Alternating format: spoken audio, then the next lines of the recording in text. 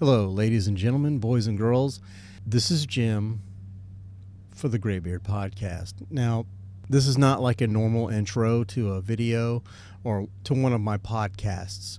I'm not sure if you were following last week. I had a podcast with a gentleman, 3 Easy, and we talked for about 2.5 hours, I think, roughly. And, we talked a lot about photography. You're going to see everything that we talked about. However, that video, maybe 10 minutes after it was aired, was pulled from YouTube, by YouTube. I'm not trying to cause any waves or anything like that. However, my concern, and this is something that I'm going to attempt to speak about my concerns, and hopefully this won't get pulled down as well. But there's a big issue I have with what a lot of things that are going on in America right now. I love America. I think it's great. I love being here. This is the best time to be alive. I can do this podcast, and I can say pretty much whatever I want. I can have whoever I want on, and there's no gatekeepers, right? Well, that's not exactly true. I guess there were some subjects that were breached on the last podcast during the live that YouTube disagreed with. They thought it was misinformation or something of that nature. Now, I can't show you that footage because, well, that's the footage that got the episode pulled from the air. So, but I will kind of try and skirt around it a little bit so that I can talk about it. We were just talking about some different topics that were things that I know there were a couple things that I saw a video of on this platform. And sorry about all the noise. They're doing construction outside. Anyways, there were some things that my producer Pat saw videos of, and we were just talking about those videos and what the subject matter was in those videos.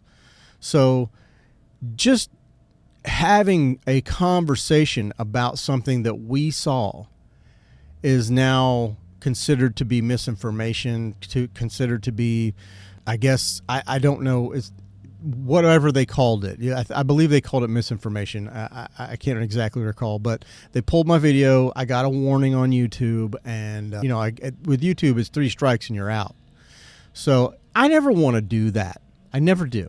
I don't ever want to lose my spot on YouTube. I love being on YouTube. I love being able to stream live so that you guys can see these videos. I love the fact that you interact with these videos while we're streaming live, comments afterwards, all those things. It's great. I love it. I am a small creator. I'm not a big creator. I'm a small creator. I have a small following. I don't have a large following. I don't have millions upon millions of people that watch my videos, that watch my podcast, that listen to the podcast. It's a small podcast. We try to do the best we can and make it as professional as we possibly can as far as the look of it. I mean, some of the crap that comes out of my mouth is not very professional, but that's just who I am. I'm not like a professional all the time. So, but the problem I have is the censorship in this country is ridiculous. I mean, this has never happened to me. So I never really, you don't really know how it's going to make you feel until it happens to you, I guess. So it happened to me, and I really strongly disagree. And when I tried to appeal it, I scroll down, I said, I want to appeal. There's a little box at the bottom where you can type in your appeal for the video. I want to, and don't quote me, and I hope YouTube doesn't quote me either, but there's literally, I think I could go no more than like maybe 45 to 50 characters. That's letters and punctuation and whatnot. So really not enough characters to make a case for myself. Had they allowed me to have more freedom to say what I wanted to say, maybe I could have gotten my point across. And you'll never know when you have a video taken down. You never know if it was the AI or if it was an actual person that pulled it down. In the notification that I got, it said that it was both. So I guess the AI heard certain keywords, and then a person saw it and decided that was misinformation.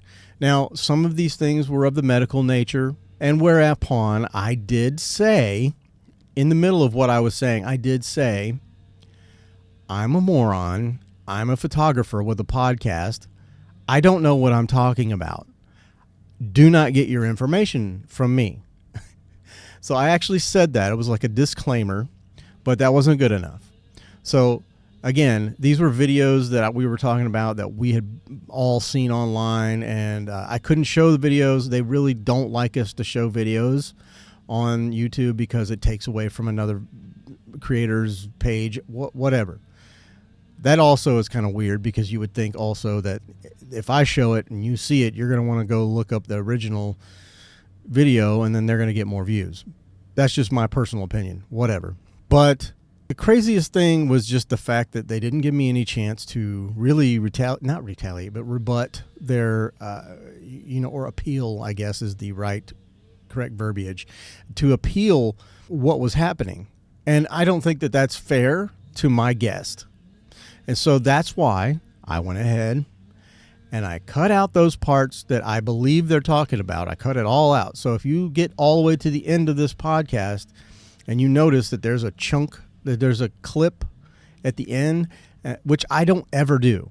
I don't ever do that. I like all my streams to stay in the live category, but this one is going to be in just the general population. So it's going to be a little bit different to find. I'll post the links and all that stuff on Instagram and Twitter. But it really concerns me, the fact that two people can't have a conversation about a video that we saw on the same very platform. People are allowed to talk about flat Earth on this platform, and those videos do not get taken down. There's so many people with way larger followings than we have that can just say whatever they want, and they don't get pulled down. They might get demonetized, but they don't pull their videos down. Now, bear in mind, we're not monetized. We do not monetize. I don't have enough followers yet. I don't have enough view time yet to actually monetize. Once that happens, of course, I will monetize. And then you'll see like ads and stuff like that popping up on my deal. I don't ever want to take a dime from the people that watch and the people that view my show. I would never ask for money from you guys. And so that's sidebar, ADHD, undiagnosed. Maybe I shouldn't talk about it. And this is my point. I am so afraid now that I'm going to waste someone's time coming into my podcast studio, sitting down with me for an hour and a half, 2 hours. I've had a 4-hour podcast where we talked, just you name it. We talked about all kinds of crazy shit. And that one stayed up. That one was okay. So, but now I'm questioning myself. Should I censor myself? Or should I just be my normal self like I always am? What should I do? Leave a comment if you would. After you finish watching this podcast, leave a comment and tell me what you would do. Or if you have my number, or if you follow me on Instagram, you can reach out to me that way as well. Just the Graybeard Podcast on Instagram. So at any rate, I felt like I needed to say these things. I felt like I needed to come on here and use the time that I had to, the amount of time that I cut out of the podcast and put it back in. But I genuinely had a great conversation with my friend 3Easy. He's a great photographer. We talked a lot about photography and cameras and lighting and all sorts of fun things, and you're going to enjoy that, I hope. We did as we do sometimes when two people are just having a conversation. This is not scripted, so we don't script anything. And sometimes we veer from the topic, the main topic, which really there is no main topic. You know, the main topic is the guest, and whatever they feel like talking about is what we talk about. Whether it's politics, whether it's whatever, it doesn't really matter. Anime, whatever. I will talk about anything to the level that I know about that thing. And if I don't know anything about that thing, I'm going to say, I don't know anything about this. You've probably heard me say it before. So with that being said, without further ado, I hope you enjoy this podcast. I'll see you in the next one. Bye.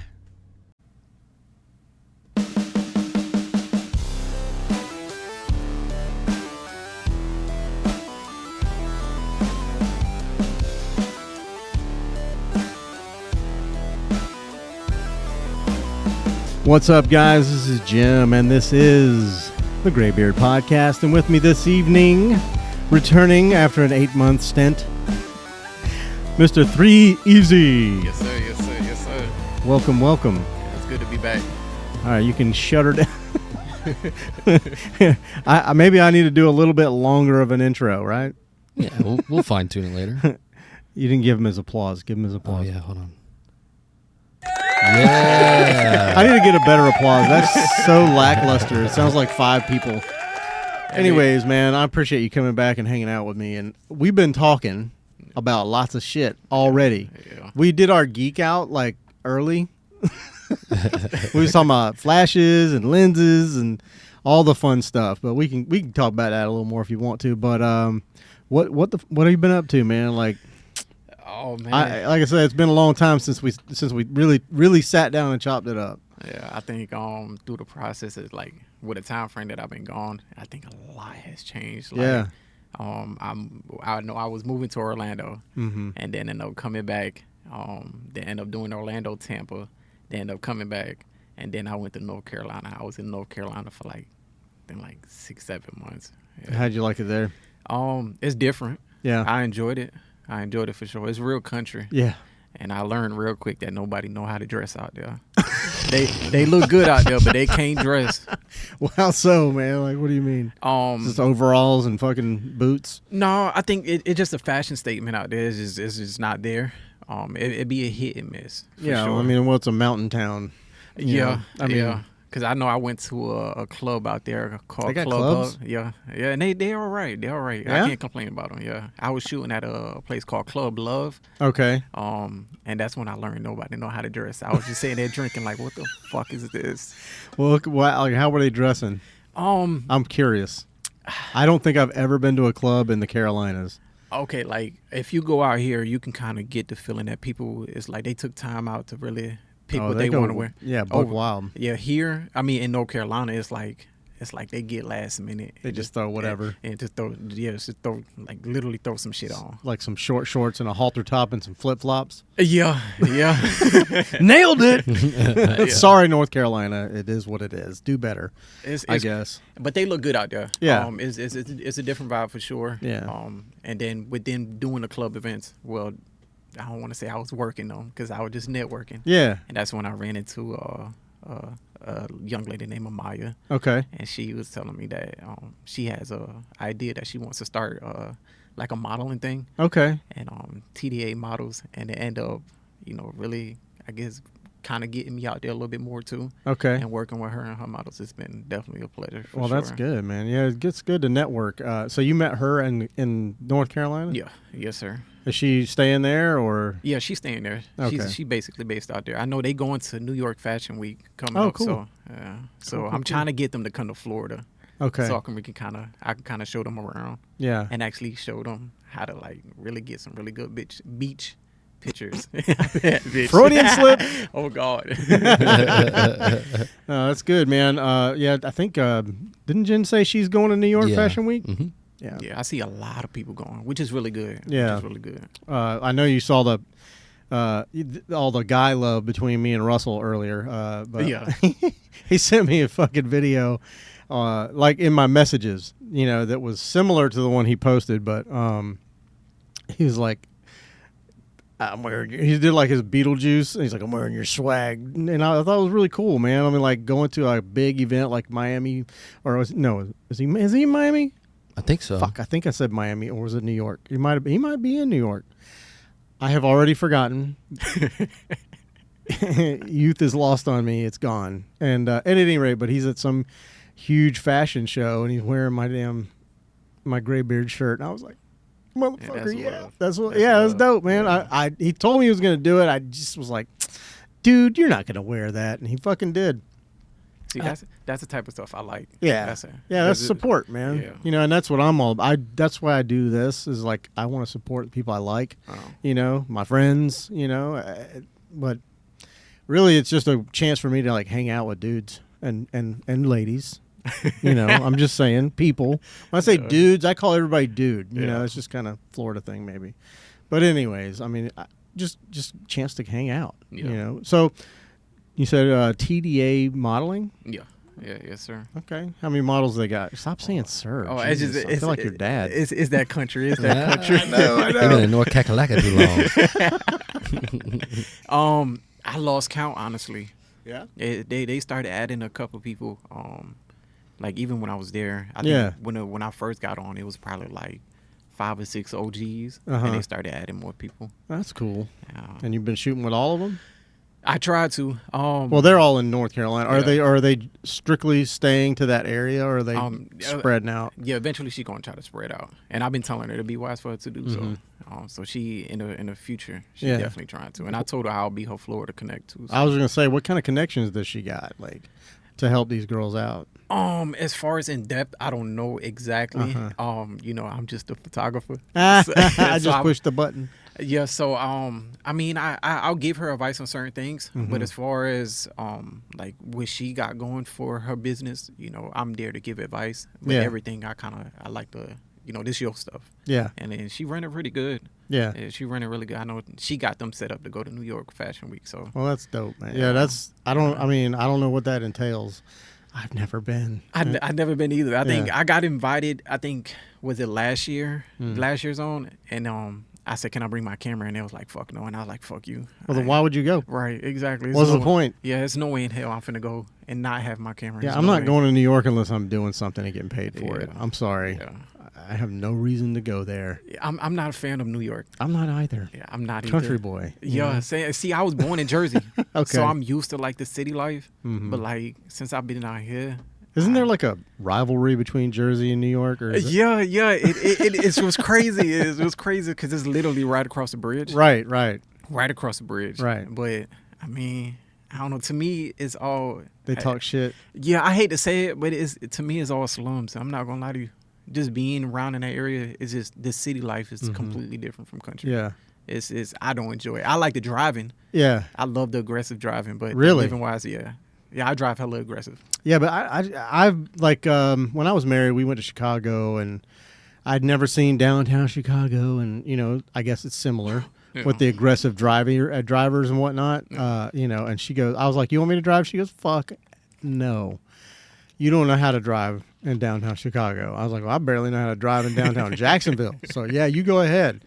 Because literally, it's like when that light turns green, if you're not on fucking two wheels, everybody's blowing at Yeah, you. it's crazy. I love that shit. I You like love it. that? Yeah, I love it. I flicking them. Hey, Yeah. fuck you, man. I love it. I Yeah, don't but know that's why. dangerous these days, man. Well, here in Florida, Everybody's is it? fucking strapped. Yeah, you gotta be. Yeah. You gotta be. It's crazy. Yeah. You have to be. Well, a well-armed society. Yeah. That's why I be trying to advise people like from out of town when they come to Florida. I be Yeah. like, make sure you on your shit. Yeah, Don't come br- down here crazy Don't. because it's a different lifestyle down Oh, here yeah. for sure. Yeah, don't put one in you. Fill you full of some hot shit. Yeah, No, I say that, and I do not carry. So I stay carrying.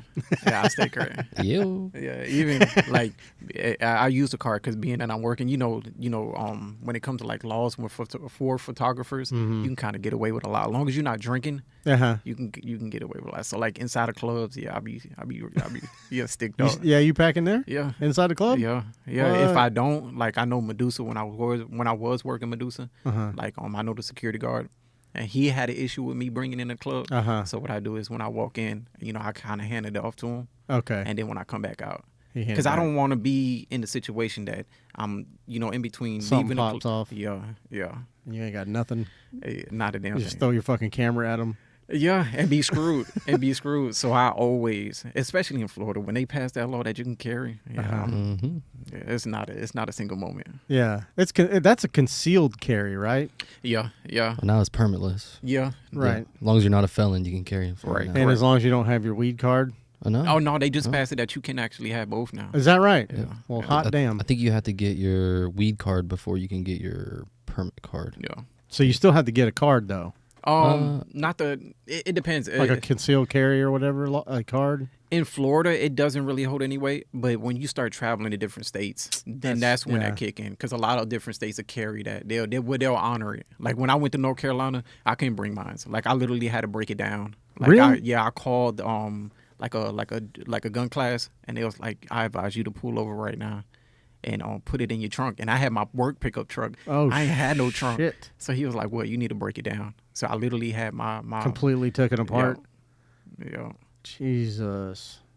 I It mean, was it was terrible. what happens if you're up there in the Carolinas and a fucking bear comes at you while you're in your car? Man?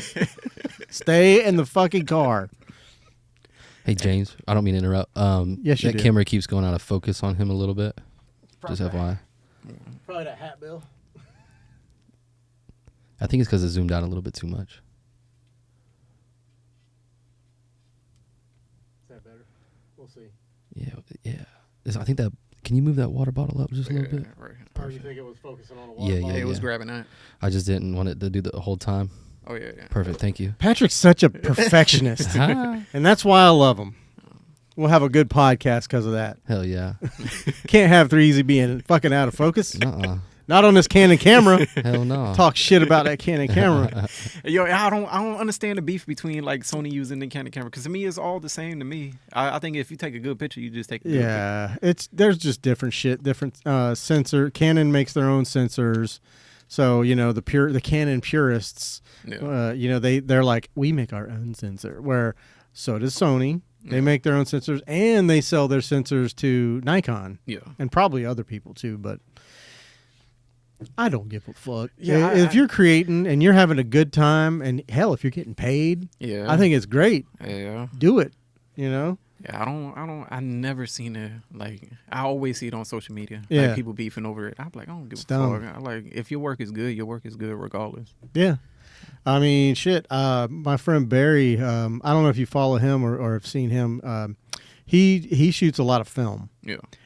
The last he and I went out for a little photo walk, probably 3 weeks ago, a month ago. I don't fucking remember. It's been a minute. We need to go again, Barry.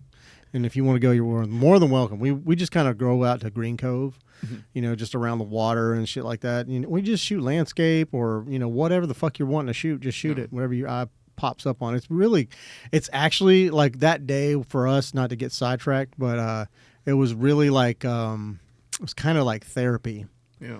Because guys as men, we don't talk a lot about our shit. Yeah. Like when you're at work or you're around a bunch of dudes, you're just like, yeah, check her out. You don't really fucking talk about what's happening in your life. Yeah.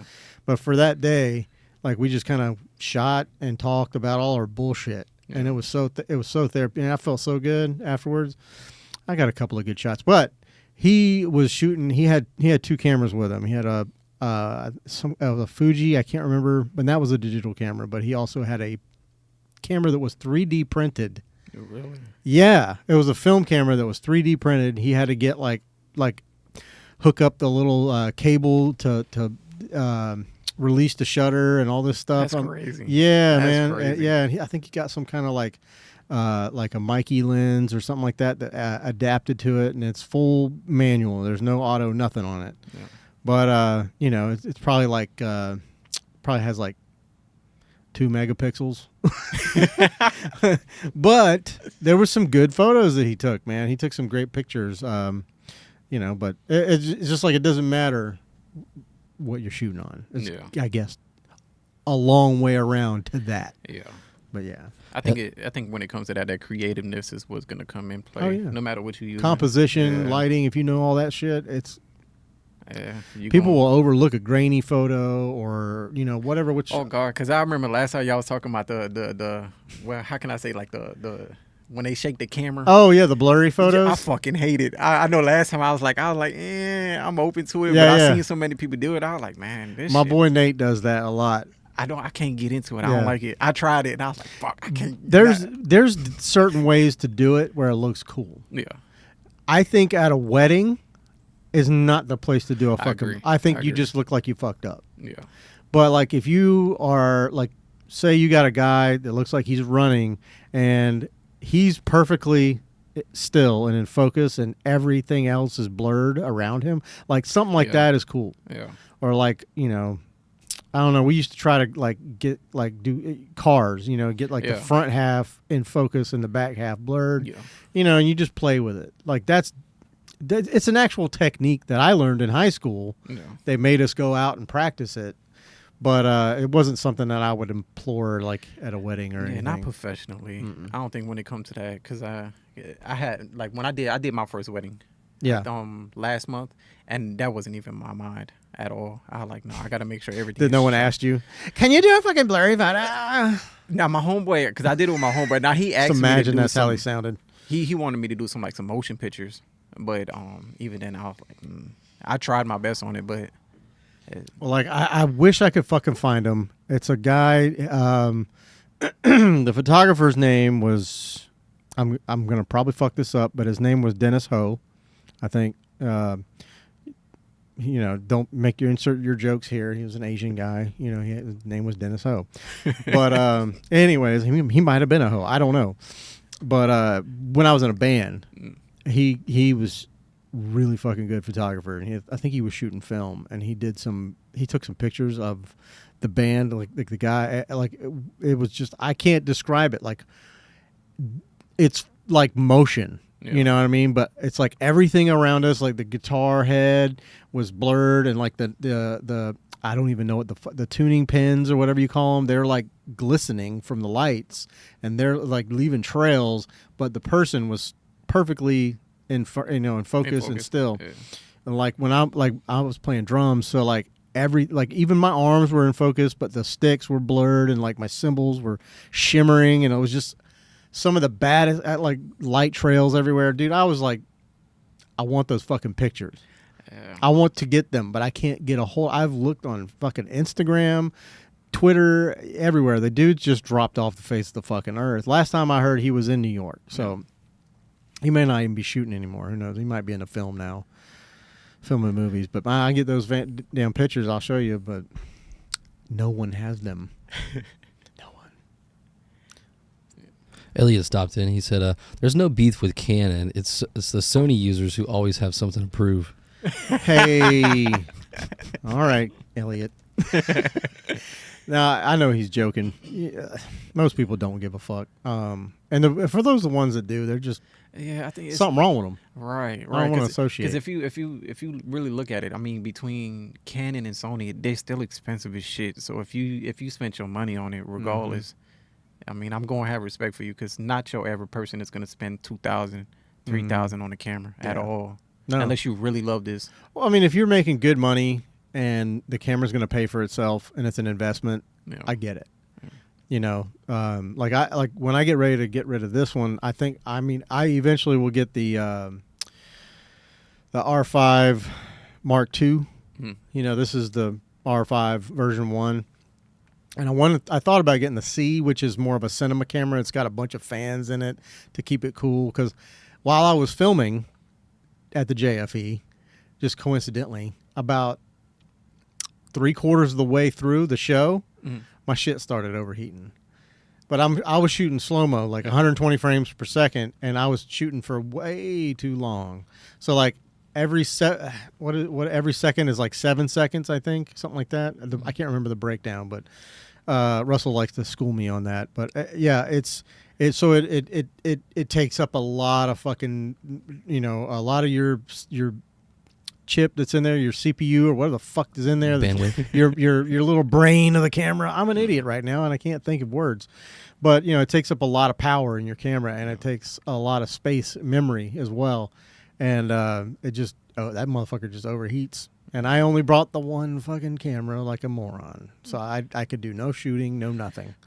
See, that'll make me nervous as hell. Yeah. It makes me nervous. Even like with the camera I got now, it shoots 61 megapixels. Okay. Like I have to be real cautious about like how much pictures I take, because Yeah. file size are stupid. Way Yeah. huge.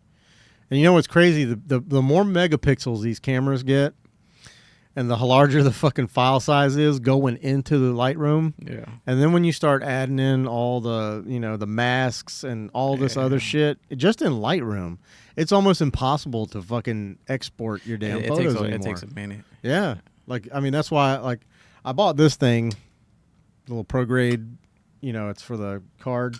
I normally do all my shit. I'll link it to my laptop, over the air or whatever, the Canon Connect thing. And that shit takes forever. This goes like that. Like, it just drops it right in there. Yeah. I just was like, I'm never taking this card out of my camera, but I'm like, because I'm worried that the more you dick around with it, the more it's gonna fuck the pins up or something. Like you're gonna mess something up, and you're gonna. I don't want to have a corrupt card. Yeah. Those CFast cards are like not cheap. I looked because my new camera it'll hold one, but then looking at them like $150, Yeah. $200, I'm like, holy Right, and I think that's like 128 gigs. Yeah, I'm like, bro, nah. I think Yeah. I'm just gonna thug it out with this little CVS Best Buy. I mean, they're cool. They read and write faster, like way faster, so you don't run out your buffer. Like, but I don't think that you're a speed shooter. and my like the motion pictures. That's when You just like, yeah. yeah, that's when you need that card Yeah. because like you'll sit there and go, and then it'll go, Yeah, I'll be sitting there and after then you 30, see the little red light flashing. Like, fuck, I gotta wait for this thing to buffer. and then be sitting there holding it to the person like they waiting 20 years for it to load. I'll be like, it's coming. Yeah, that's one of the best things about those cards. It's because they're super fast. It's an investment. Yeah, I'll eventually get it. But that 150, 200 sounds crazy for an SD Yeah, card right I think now. I bought I want to say it's 128 gig. I might have got a 256. I can't remember, but yeah, it was close to $200. Jesus. But I mean, at the time, I had the money. I was like, Yeah. might as well. Fuck it. I'm buying this kit. I might as well go ahead, and get it. And I bought that lens. I bought that camera, the grip, the batteries, all that shit. And I was like, fuck it. I'm just gonna blow the nut and just get it done all at once. Pull the Band-Aid off. Yeah. See, that's how it was like before, like with moving back, Mhm. like being that I let go of that business. Now, when I had that business, like every time I seen something, I'd be like, oh, only $600. I like, yeah, I'm gonna buy it right now. But now I'm like $600. I'm like, oh hell no. You're looking at McDonald's going, $15. Right, swear to God. Fuck outta here. But luckily, right before I came back, I bought almost everything that I feel like I would need. Right. Before I got into a placement that my money changed, Mm-hmm. and I'm like solely relying on photography. Right. So now I'm at a That's point. tough. I'm like, yeah. Are you scared? Oh, Is God, it scary?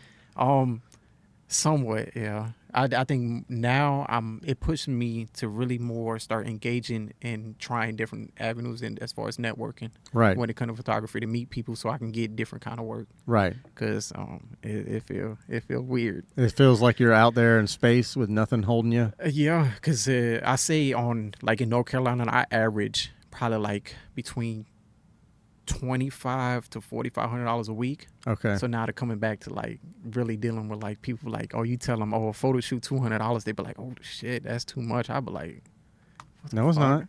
Right. Shit, I just put my shit, my prices, like they're not on my website, so whatever. But I mean, like when somebody asks me, it's $250 an hour. I won't get off the couch for less than that. Yeah. I mean, and it might go up. Yeah. But $250 an hour, especially like the shoot I was showing you, we were in there for 5 hours, 6 hours, something like that. We was working. We did some work. What I mean? But yeah, it's I've had but from what's great is the communities that you entangle yourself with will either help you or hurt you. Yeah. That's why I'm stepping out of doing club events. Right. Because that club events is gonna hurt you. They will help your social media, maybe. Yeah, but that's it. That's it. That's about it. Business, they don't want to pay. They don't, and it's so sad. Like I know I had a promoter hit me up, and I haven't heard from him like almost like a year and a half, and he owes me $350. Oh, that's why you ain't heard from him. Yeah, I was you like, don't what want the to come off that money. Yeah, and I don't want to sound rude because I took it as an L, and if I don't hold grudges, Sure. so it's just you just not gonna get any of my service. You shouldn't be talking to me unless you telling me like, hey, look, I got your money, check your cash out. Mm-hmm. But if it ain't that, don't talk to me. We don't got nothing to talk about. Don't check your Cash App after this. I ain't got nothing for you. Nothing but love, baby. But yeah, so I will tell you that community that I was showing you, and we'll talk more about that offline, or we can talk about it. I don't give a fuck. But it's basically the kink community. Yeah. And Jacksonville so far has been good for me. Yeah. And those two ladies that I worked with a few weeks ago, they've been posting these pictures on, there's special websites for the fetish and kink, and they've been posting them there. Yeah. And I've been getting, and I said, and I told him, man, if anybody asks you, tell them my damn price, and I ain't fucking around. And so, but even knowing that, I've been getting calls, and they're like, dude, I like your work, you're close by, let's talk. And these people are adults, okay, and they are, a lot of them are, they're voyeuristic, they're, they like to show shit off, they like to be seen, so, and they got money. Yeah. A lot of them, and they spend shitloads of money on all this gear they buy, all this fucking suspensions and, rope rigs and whips and chains and you name it, leather stuff, latex shit. They spend just gobs of money on this stuff. Yeah. And so it's like, it's nothing. They're like, I bought all this shit and it looks really cool and it's fun to play with, but I want to get it captured. Yeah. So we want to get it captured with, good by a good photographer. And I'm not saying that there's not any out there in Jacksonville. There's a lot of good photographers out in Jacksonville that are doing this type of work. Yeah. But you have to earn people's trust. Yeah. It's a sensitive area for sure. Yeah. Because you're coming into maybe a husband and a wife that are, behind closed doors. They like, one wears a gimp mask and likes to have his ass beat or put a butt plug in there, whatever, and you're like, all right, I'm going to photograph this shit. I don't care. Here's my prices. Yeah. And I'm going to do a good job doing it. That's going to be the best butt plug picture you've ever had. And, but you do it and you build trust with these people. So I'm not saying I still have love for all the models here in Jacksonville. I love you guys. It's something about the style of fashion modeling for me and all the drama that goes with it. I'm just not into. Yeah.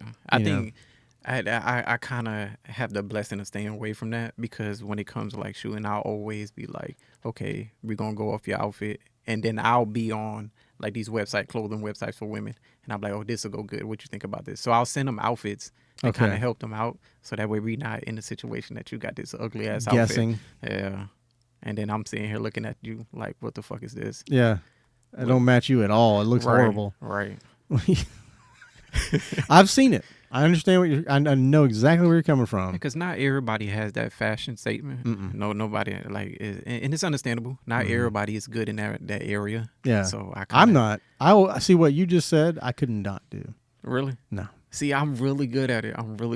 Yeah. And how I look at it as is like, I go based off if I feel like you look good in it. So if I see like I'll have different outfits lined up that I sent to my spam account.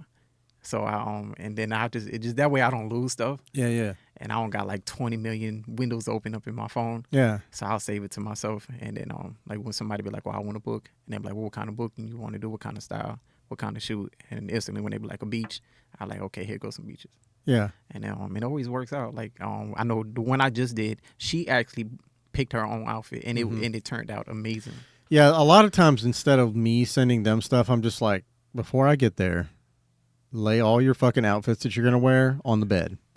Take a picture so I can know where I'm at as far as like color wise and like, contrast. Cause I do like, if you're wearing a yellow, dress or like a yellow sundress, I'm going to want to like have a green background or something like bushes or trees. You wanted to complement each other. Yeah. I love to get a good contrast. And, like you do that really well.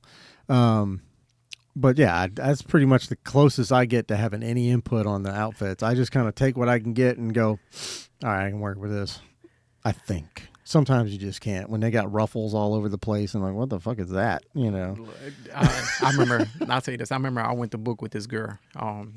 She was real pretty. And she picked out the bathing suit. And I was like, fuck no.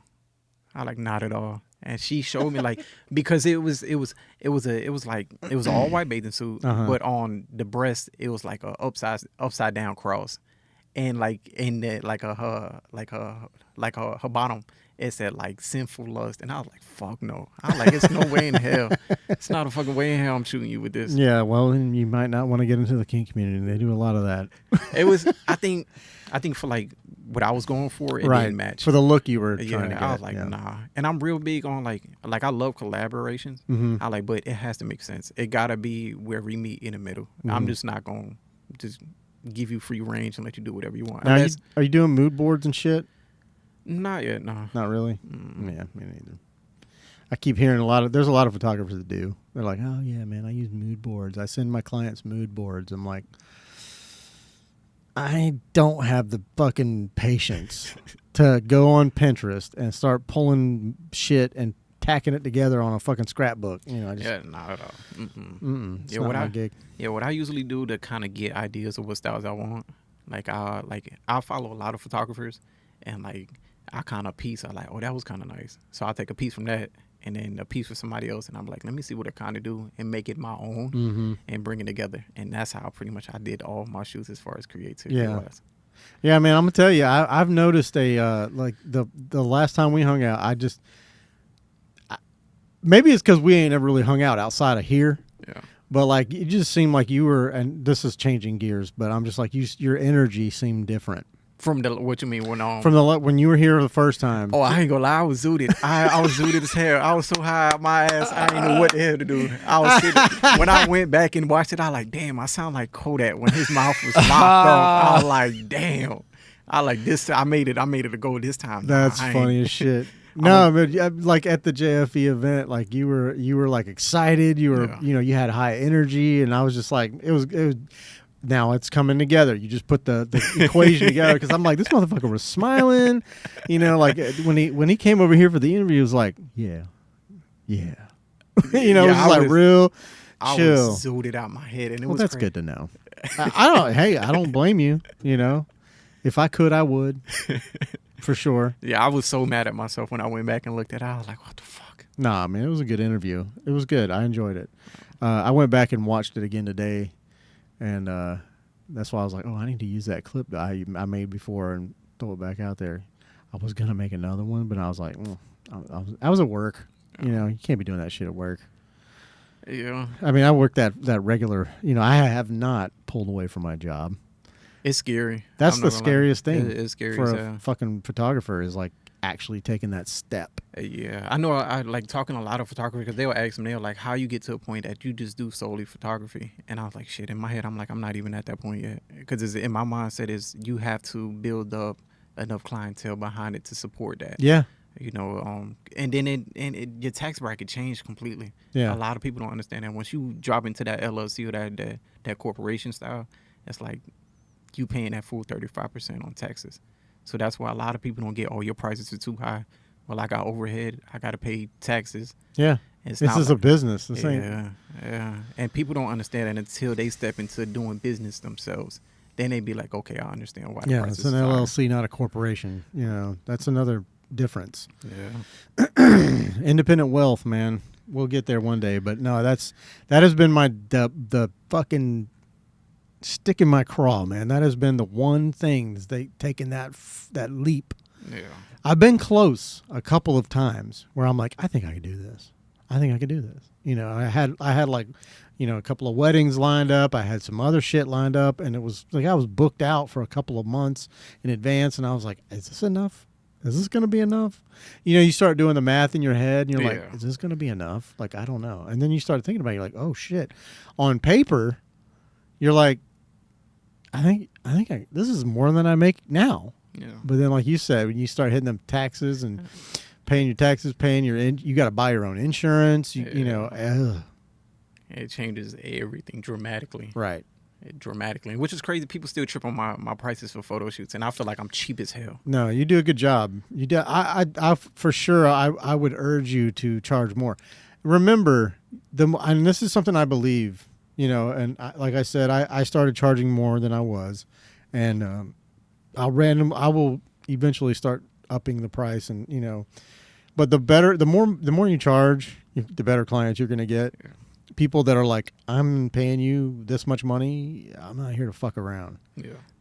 Tell me what to do. That kind of shit. Yeah. Like they're going to like your work. They're going to actually investigate your work. That's one of the biggest problems. And I don't know if you have this problem where it's like people, they see you and they see a couple of shots and they're like, oh yeah, that's what's up. But they don't go through your whole body of work. Right. All the time. Yeah. All the time. Because I had people send me, they'll look at a couple of my pictures and then they'll send me something like way out of the style that I usually do. I'm like, why the fuck you booking me? And I'll send them Right. another photographer's page. I'm like, tell them Easy sent you. Yeah. I don't even do that. I just like, that's not me. Yeah, I have a lot of people hit me up for video, and I send them over to my homeboy at 9.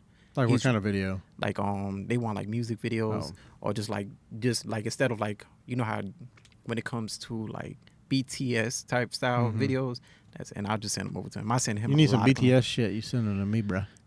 I need BTS when it like I'm terrible with doing Let me know. BTS by myself. I'd love to help. I definitely need it. Like I love to. I got you. No, I got you. I do. It is one of my favorite things to do, and I did a little BTS for Taylor and Jen. You know, they did a photo shoot out at the beach, and it came out really good. And I did a little. I wasn't really planning on shooting even. Yeah. I just went out there to bring. They wanted to use my motorcycle for the shots, so I rode that out, and I had brought my camera, and I was like, all right, I'll do a little video, and I just slapped something together, you know, and I let them have it. Like I don't think I made anything. I just let them have the video, just like the other people. But if it's something I'm interested in, if I'm passionate about it, and I go in there with the mindset, I'm gonna get it done, and I'm gonna make something good. I do enjoy editing video. It's like one of my favorite things to do. I'm trying to get to the point. Like as far as doing like full-fledged videos, fuck no. That editing process is terrible for me. Like what do you mean full-fledged videos? Like how you like say if you went to an event and somebody was like, I need you to do a video skit for Like this event. chronologically? I can't do that shit. No, not at all. I Like just made up a word. Chronologically? No, that was last time you were here. So like small little rails. Like Yeah, reels yeah. and stuff, I can do that. Yeah. I'll throw it in CapCut Of and I'll play course. around. But like extended stuff, fuck no. I cannot Yeah. survive editing at all. What's awesome with CapCut now, they do that. They have this thing, and I just used it today. I made a little video, and I was like, when you go in and you start doing your captions, Mhm. you can click on identify filler words and spaces, and it will automatically scroll through the whole thing, and it gives you like a script basically. What do you call it? It gives you everything you said. It writes it down in writing. It's all in writing, and it's got little Closed captions. something like that. Yeah, but it's just for you to read, so you can look at it, and it already has the ums, the ahs, the shit like that, and spaces where you go, and it like marks them. Yeah. And then anything else, you can just like little bullet points. You can just go in and click it, and you hit delete, and it'll delete anything you clicked on, Really? and it literally cuts the caption and the video right there. So it's like a perfect cut. That's And crazy. You don't have to do any jump cuts or nothing. It just does it for you. So now you can have videos, and if you say a lot, it'll literally just take them out for you. That's dope. I'm gonna have to look into that. Yeah, I 'Cause did say that on my a phone, lot. dude. Right on my phone. Yeah, that's how I edit my videos. Yeah. Yeah, because I don't think I'm that serious in it at all. So I'll be like, let me just do it on my phone real quick. Fuck yeah. I'm literally to the point where I have not used Premiere Pro. I tried it. I haven't used it in like almost a year. Really, I opened it up and I literally uninstalled the app. Yeah, Like, I it like does me no- no good. Nothing. There's nothing on it. Like anything you want to put on it, any like transitions or extra this or that, or anything, you have to like pay for it and Yeah. put it in there. CapCut's it's all you just pay for the fucking app. Yeah, the pro and that's I pay it. for the pro. I get all the shit. It's all there. Yeah, that's the same here. So Same here. I definitely think I'm about to save myself some money. I already got rid of After Effects. That was a fucking. I never tried it. I tried it once, like for a week. Every day I was like, all right, every day I'm gonna sit down for like 30 minutes and try to figure this motherfucker out. I got one letter to go like this, and that was it. That's all I could do. I mean, I'm just like, how the fuck? And I watched a bunch of tutorials. I'm like, they're like, all right, well, you got to pin this here, do the geometry. There's this little geometry like arrow thing. You got to like switch it around to get the. No, thank you. I'll go on Fiverr and pay someone to do it. Sorry, I'm not doing it. Yeah, nah, they'd have lost me quick. No, it ain't worth it, man. You just pay somebody else to do it. And, Yeah. I mean, honestly, it doesn't take away from the creativity. I don't think you're still making the video. You're still making you're going to do all the main cuts and everything. But you don't need Premiere Pro. CapCut's so easy. Yeah, that's what I'll stick with CapCut. Yeah. All day on my phone. Yeah. I mean, maybe one day, if I'm like shooting a major motion picture, I'll use like, I don't know if I'll ever use Premiere again. I might try like Final Cut Pro. Yeah. That's I think it's more of an adult version of CapCut, but it looks similar. Yeah. It's so easy. Everything's like big buttons and shit. Like, It's user friendly. Yeah, and you can like if you have like say a lot of people when they record video they'll have an external mic and it'll be a separate audio. So you got video and then you got your separate audio. You with like Final Cut Pro, you can literally throw it in there and it'll sync both of them Really? perfectly. Whereas Premiere Pro, you have to like spread it way open and like look at the little spikes, and you like slide it over so it just lines up. But then as soon as you let go, it goes like this every fucking time. It's such a pain in the ass. Anyways, that's annoying. That's another geek out. I will sit there and bitch about Premiere Pro forever. I'm not a fan. Real quick, shout out Nate Sauer. Said, yo, yo, yo. There's Nate. Yeah. Nate, we were talking about your blurry photos. You'll have to go back and listen. I think you do it good. Yeah, you do a good job at We're neither one of us like the blurry photos, but we like I like yours. I don't know if Threezy. I don't know if he's seen your stuff, but we'll show you some stuff. Maybe Patrick will pull that up. Yeah, I can pull that up. But I need to have him back on. I think this whole it's been all. How long has it been? Since what, Nate? No. Since we've been doing this. Oh, a year now. It's been a year. Yeah, about a year. So I'm like let's bring some of my old friends back on and see how they're doing. Like I need to do more of that. Yeah. I'm not like one of these people that has to have a brand new. I like that. Look at the road. Yeah. That's sharp. Yeah, that's nice. Shout out Nate Sauer. That's nice. He was definitely sitting in the back. Yeah, like how the front end's in That's focus. aggressive. Yeah, Mhm. I like that. He was definitely sitting in the back of somebody's truck. Yeah, I like that. I hope you were strapped in, my dude. For real. Yeah, that's nice. I That's like nice. that a lot. Yeah, I mean that's not even that's awesome. But he does a lot. He does a lot of the like artistic style, Yeah, like even- blurry shit. Yeah, even his shoots are nice. Yeah, he does good work. For sure. But yeah, I mean, it's just an option. Yeah. It's an art. You can do it like artful. Click on them. Like I think he's got some in there. Yeah. Like that's like that. I mean, those kind of look like a commercial or Yeah. something. Maybe he was born with it. Maybe it's maple beans. Maple beans. Did someone write that? No, that's why I Oh. just... Oh, you should type that in. I'm kidding. Don't do that. Shout out Nate Sauer. Yeah, his work is nice. I mean, like I said, there's a fuckload of great photographers here in Jacksonville, but have you felt any strain since being full time here? Oh wait, did we talk about that? Well, you did sign a non-disclosure agreement before this, so you kind I of didn't fucked sign that up. shit. I think he said it though. I think you said it during the podcast, but you're like you moved here permanently. Yeah. Okay. Yeah. But have you noticed any strain on the wallet since you've been here, or is it?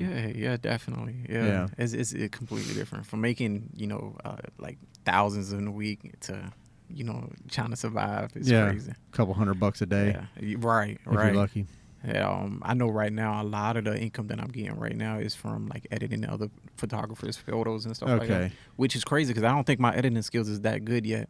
But everybody else be like, "You're fucking dope." No, I don't know what it is. I mean, maybe it's like you're like hosing everybody, and you're just like, I just learned a couple tricks on Photoshop, dude. Yeah. I think He's like, yeah, bitch, yeah, that's it. Exactly what happened. because I'm real picky about my work. So Yeah. like where I see myself wanting to be at is nowhere close to where I'm at now. Mm-hmm. So I'll be like, nah, I'm not to that level yet. But everybody else be like, yeah. Like No, I think it's great, man. I think you do a good job. I like the style. Where was that one at with the background? Which one? We just saw it earlier. Sorry, Was folks, it? I'm scrolling. Oh through yeah, Instagram right you're now. fucking us up, dude. Is that the one with the orange, the baby, It was pregnant lady? Which one are you talking about? Oh, the one where he changed the background. Yeah, change the background. I don't know. Looked like out of this world. Oh, which one? The one I sent earlier? Oh yeah. Yeah, I'll it pull was that in one the up. DMs. Yeah. Right here. Can I show that one? Yeah. Okay. Careful going in my messages, man. Wow. So here, we'll go to original first. So here's original. Yeah, just a different style I've been trying to work on. It's a bitch. I ain't gonna lie to you. Though. The mushrooms, Yeah. fireflies. No lie, the background. hardest part was trying to get these mushroom shadows. Oh yeah. Yeah, it was a pain. They kind of make them look like they were supposed to be there. Yeah. Well, I mean, it follows the light too. I mean, Yeah. that's those are it's the details that people don't always pay attention to. That like when they're editing, Yeah, and that's when you get like wacky shit. yeah. You know, don't let AI do your fucking. What are you looking for? Okay, Nothing. hey, easy going through my shit, man. I'm just saying. I'm not you never displaying know, it. You know. You never know what's going on in there. Well, But you're yeah, a pornographer now, so yeah, I have to be careful. Whoa. I would not go that far. I haven't filmed anyone doing Just butt plugs. anything yet. I'm just saying. No, I have been propositioned. So as long as I think they're in Georgia, and as long as they pay the money, I don't care. Hey, build it and they will come. Literally. Jesus, Patrick's full of zingers tonight. Nate said slow shutters for the W, for the win. I know what that means. Okay, sorry. Just you're showing your age lately. I know. Grandpa. He has to translate for my old ass. LOL. So did you move here with your old lady or? Yeah. Yeah. Trying something. I shouldn't call her your old lady. You know, it's so bad. It's not good. Yeah, trying. I guess it's because I'm getting older too. Mm. I'm trying to kind of slow down a little bit, which is another reason why I stopped doing like club events. Yeah. So I'm trying to kind of, I guess, Walk the straight and narrow. Yeah. It's different. It's different. It's a process for sure. Yeah. Because it be on and off. Everything, women don't understand how it is. When it comes to dealing with them, it's crazy. I don't understand how it is to deal with them. I'm a wallflower. I couldn't do what you do. Like how you just you walk up and talk to girls and like, let me take your picture or whatever. I got no balls when it comes to that. I got no riz. I think keeping it for professional is where the issue come in at. That's what you said last time. Yeah, a lot of women have the tendency if they get a little too friendly. Yeah. And you just gotta just bring them back to reality. Yeah. And that's why, like, I get hit all the time. Like, oh, what's your real name? I'm like, yeah, very easy. Yeah. They're like, that's what your mama named you. I like, that's what my daddy named me. Yeah. They're like, nah, you lying. I like, my daddy trying to be different. What you trying to say? Yeah. But nah, That's a hilarious. lot of people don't catch my real name though. Yeah. Yeah. And it's nothing to do with my photography name at all, which is crazy. Yeah. Like easy and then like, damn, I'm gonna say it. But you know No, what I'm I talking mean that's up to you, brother. That's Breaking news. But from easy to my real name being Joshua. It's nobody and nobody would get it. Nobody would get it at all. I would have never guessed that your name was Josh. Right, and what's crazy is it's tatted on my arm. Big Is as it hell, yeah. Well, I'll be goddamn. Yeah, it's tatted on my arm. Did you put that on there in case you forgot? That was my first tattoo. So I was real stoked. My cousin did it for like $25. Okay. I was like 14. And he was like, you want a tattoo? I was like, yeah. He was like, what you want? I was like, fuck it, give me my name. Okay. So I was really excited for that. See, that's when you go like one of them old English letterings and no one can read it. And yeah, that's what I should have did. But what's crazy is nobody catch it. Nobody catch it at all. I didn't. I mean, I don't pay attention too much. I just usually look. I'm like, oh, cool. Half sleeve, quarter sleeve, whatever. I like it. I like art. It's good. Yeah, and I drew most of my tattoos too. Did you? Yeah.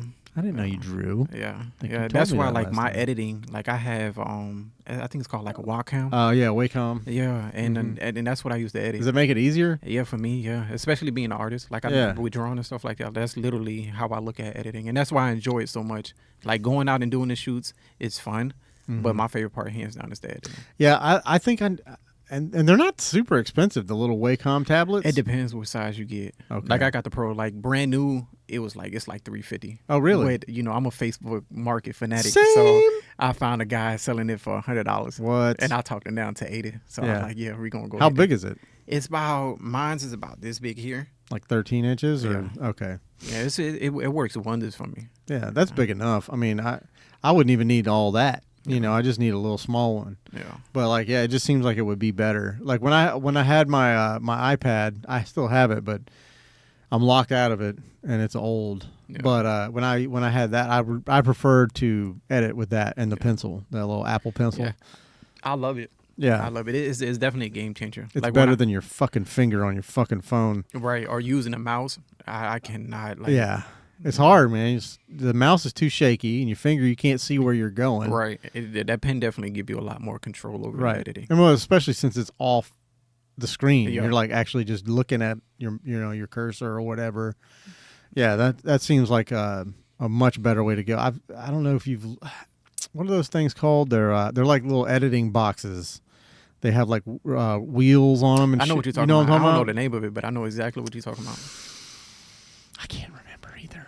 It's okay, but yeah, you know what I'm talking about. They have you can like scroll all this shit. I mean, they have them. You can like even use it for audio editing and all that shit, like Premiere Pro. It's compatible with all that stuff.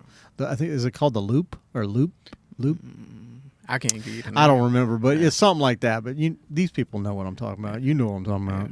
It gives you more control. Yeah. It definitely gives you more control. Yeah, it's better than a fucking keyboard and a mouse. Yeah, any day, all day. Because now I rarely touch my laptop when I'm editing. Yeah. Like everything is on my tablet. And you can do everything on that Wacom Mm-hmm. or Wacom or whatever the fuck it's called. Like you can like literally just anything on the computer, you can just hit it. Yeah. Okay. Yeah. Yeah, I definitely want to check one of those out. I'm gonna see if I can get me a cheap. Look on Facebook Oh, Market. I'm on there. Yeah. I'm on there. I'm on there every day. It's like a weird hobby. Same here. Because I'll be sitting at the house just scrolling, seeing what I can find. Yeah, my girl think I'm looking at porn or something, and I'm literally looking at fucking Facebook Marketplace. What are you looking at? Ottomans. You know. I don't know why.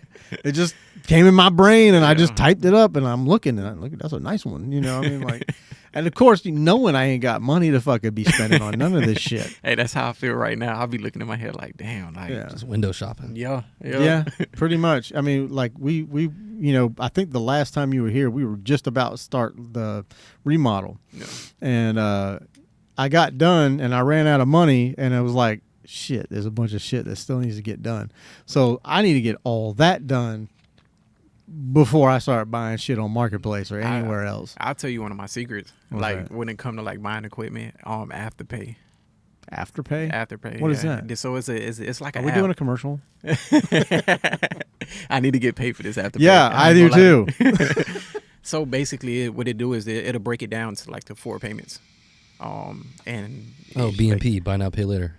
basically, Okay. yeah. And then the more frequently you use it, and the better payment history that you have with them, it'll increase your balance. So like I'm at So like, it's credit. yeah, basically, essentially, yeah.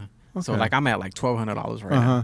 now. And that's why I buy all my stuff. I go on Amazon Yeah. and use Afterpay and just I've pay it got off. I've got a credit line with Sweetwater Sound, the website sweetwater.com. They do a lot of audio, but they also have camera stuff. Like I mean, like flashes, soft boxes, you name it, they got it. You know, it's a tech website, you know, and they got all this shit on there. And so I like to buy all this and these and like that thing. I mean, I just was like, and it's low monthly payments. You Yeah. know, it's like, you know, it's like $39 a month or whatever to pay off. Of course, it goes up the more shit you add onto it.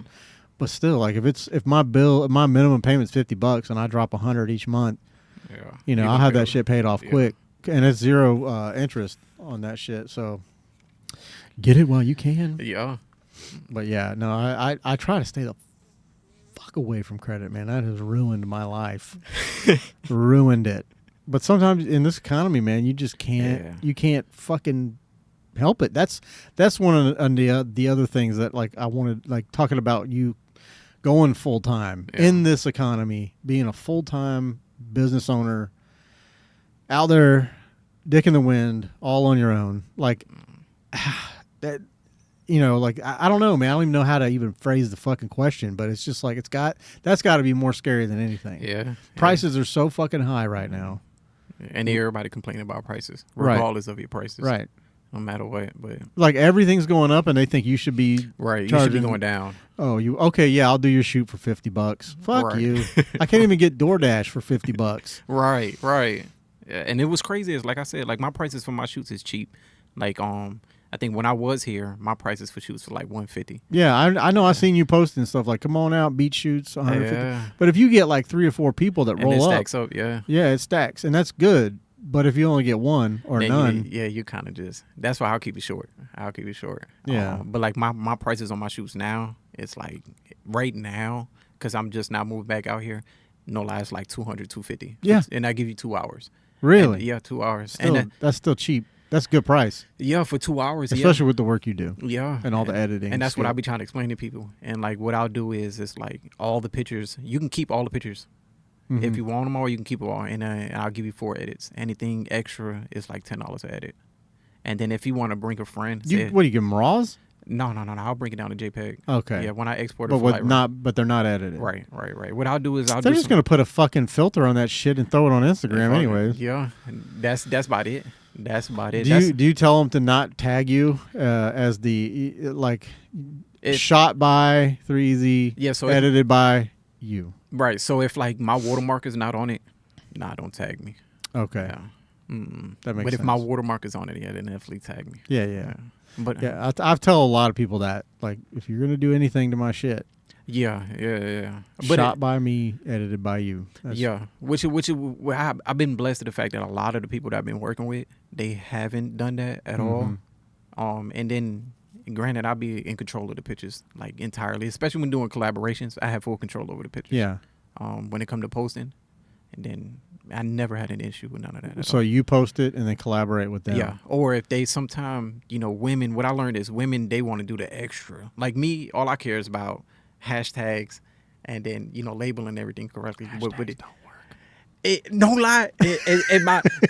When I look at my, because when you got a professional account, Mhm. it'll show you. Like, I'll probably get like 3 or 4. But in my head, I like them 3 or 4 count. I'm not gonna lie to you. Get everywhere you can. Everywhere I can. Yeah. And, Cast a wide net. right. So, one of the hashtags I use is like explore page. Okay. And I literally had people screenshot me like my photos and be like, "Oh, you made it to the explore page." Oh, I'm dope. like, holy shit. Yeah. So, I mean, I guess every now and then, but there's so many facets to these fucking algorithms, and it just drives me crazy. Yeah. And God bless you for trying to work them, because I mean, I don't think anyone will ever beat them. I did not at all. These Not at all. there's all these people talking about, buy my master class and you'll learn how to game the system or whatever. Bitch, I'm not paying you nothing. Yeah, I'm not that invested No. at all. No. I'm not that invested. No, you do like split tests. Like one I'm gonna upload this photo, I'm gonna do this. Yeah. And I'm gonna upload this photo and do this. And see how differently it compares. Yeah. I used to have an app. I got rid of it because it seemed like it was bunk. But I mean, it was like a hashtag split test app. So like it would it attached to your Instagram, but you could like type in photography, and it'll spit out all these like hashtags that belong to that group of that underneath that category. So all the subcategories of photography, you can write or just like click on that group, and you can run a split test on that group, and it'll tell you, how well do these, which ones do really good, which ones don't do good. And then you just go in and select all the ones that do really good, and then just migrate them over to your Instagram. But it just seemed like a lot of work. Yeah, that hashtag and this is, I kind of stick with the kind of like, basically all my photos probably got the same hashtag. Yeah. I ain't gonna lie to you. It's too much work to try to Put them figure out what's in the what. notes Yeah. on your phone. And it's just copy and paste it. Yeah. And just leave it at that. That's probably good. I probably need to do that too. But I feel like when people are making apps Oh. to try and circumvent the algorithm, that's when they go, we're not using that anymore. Yeah.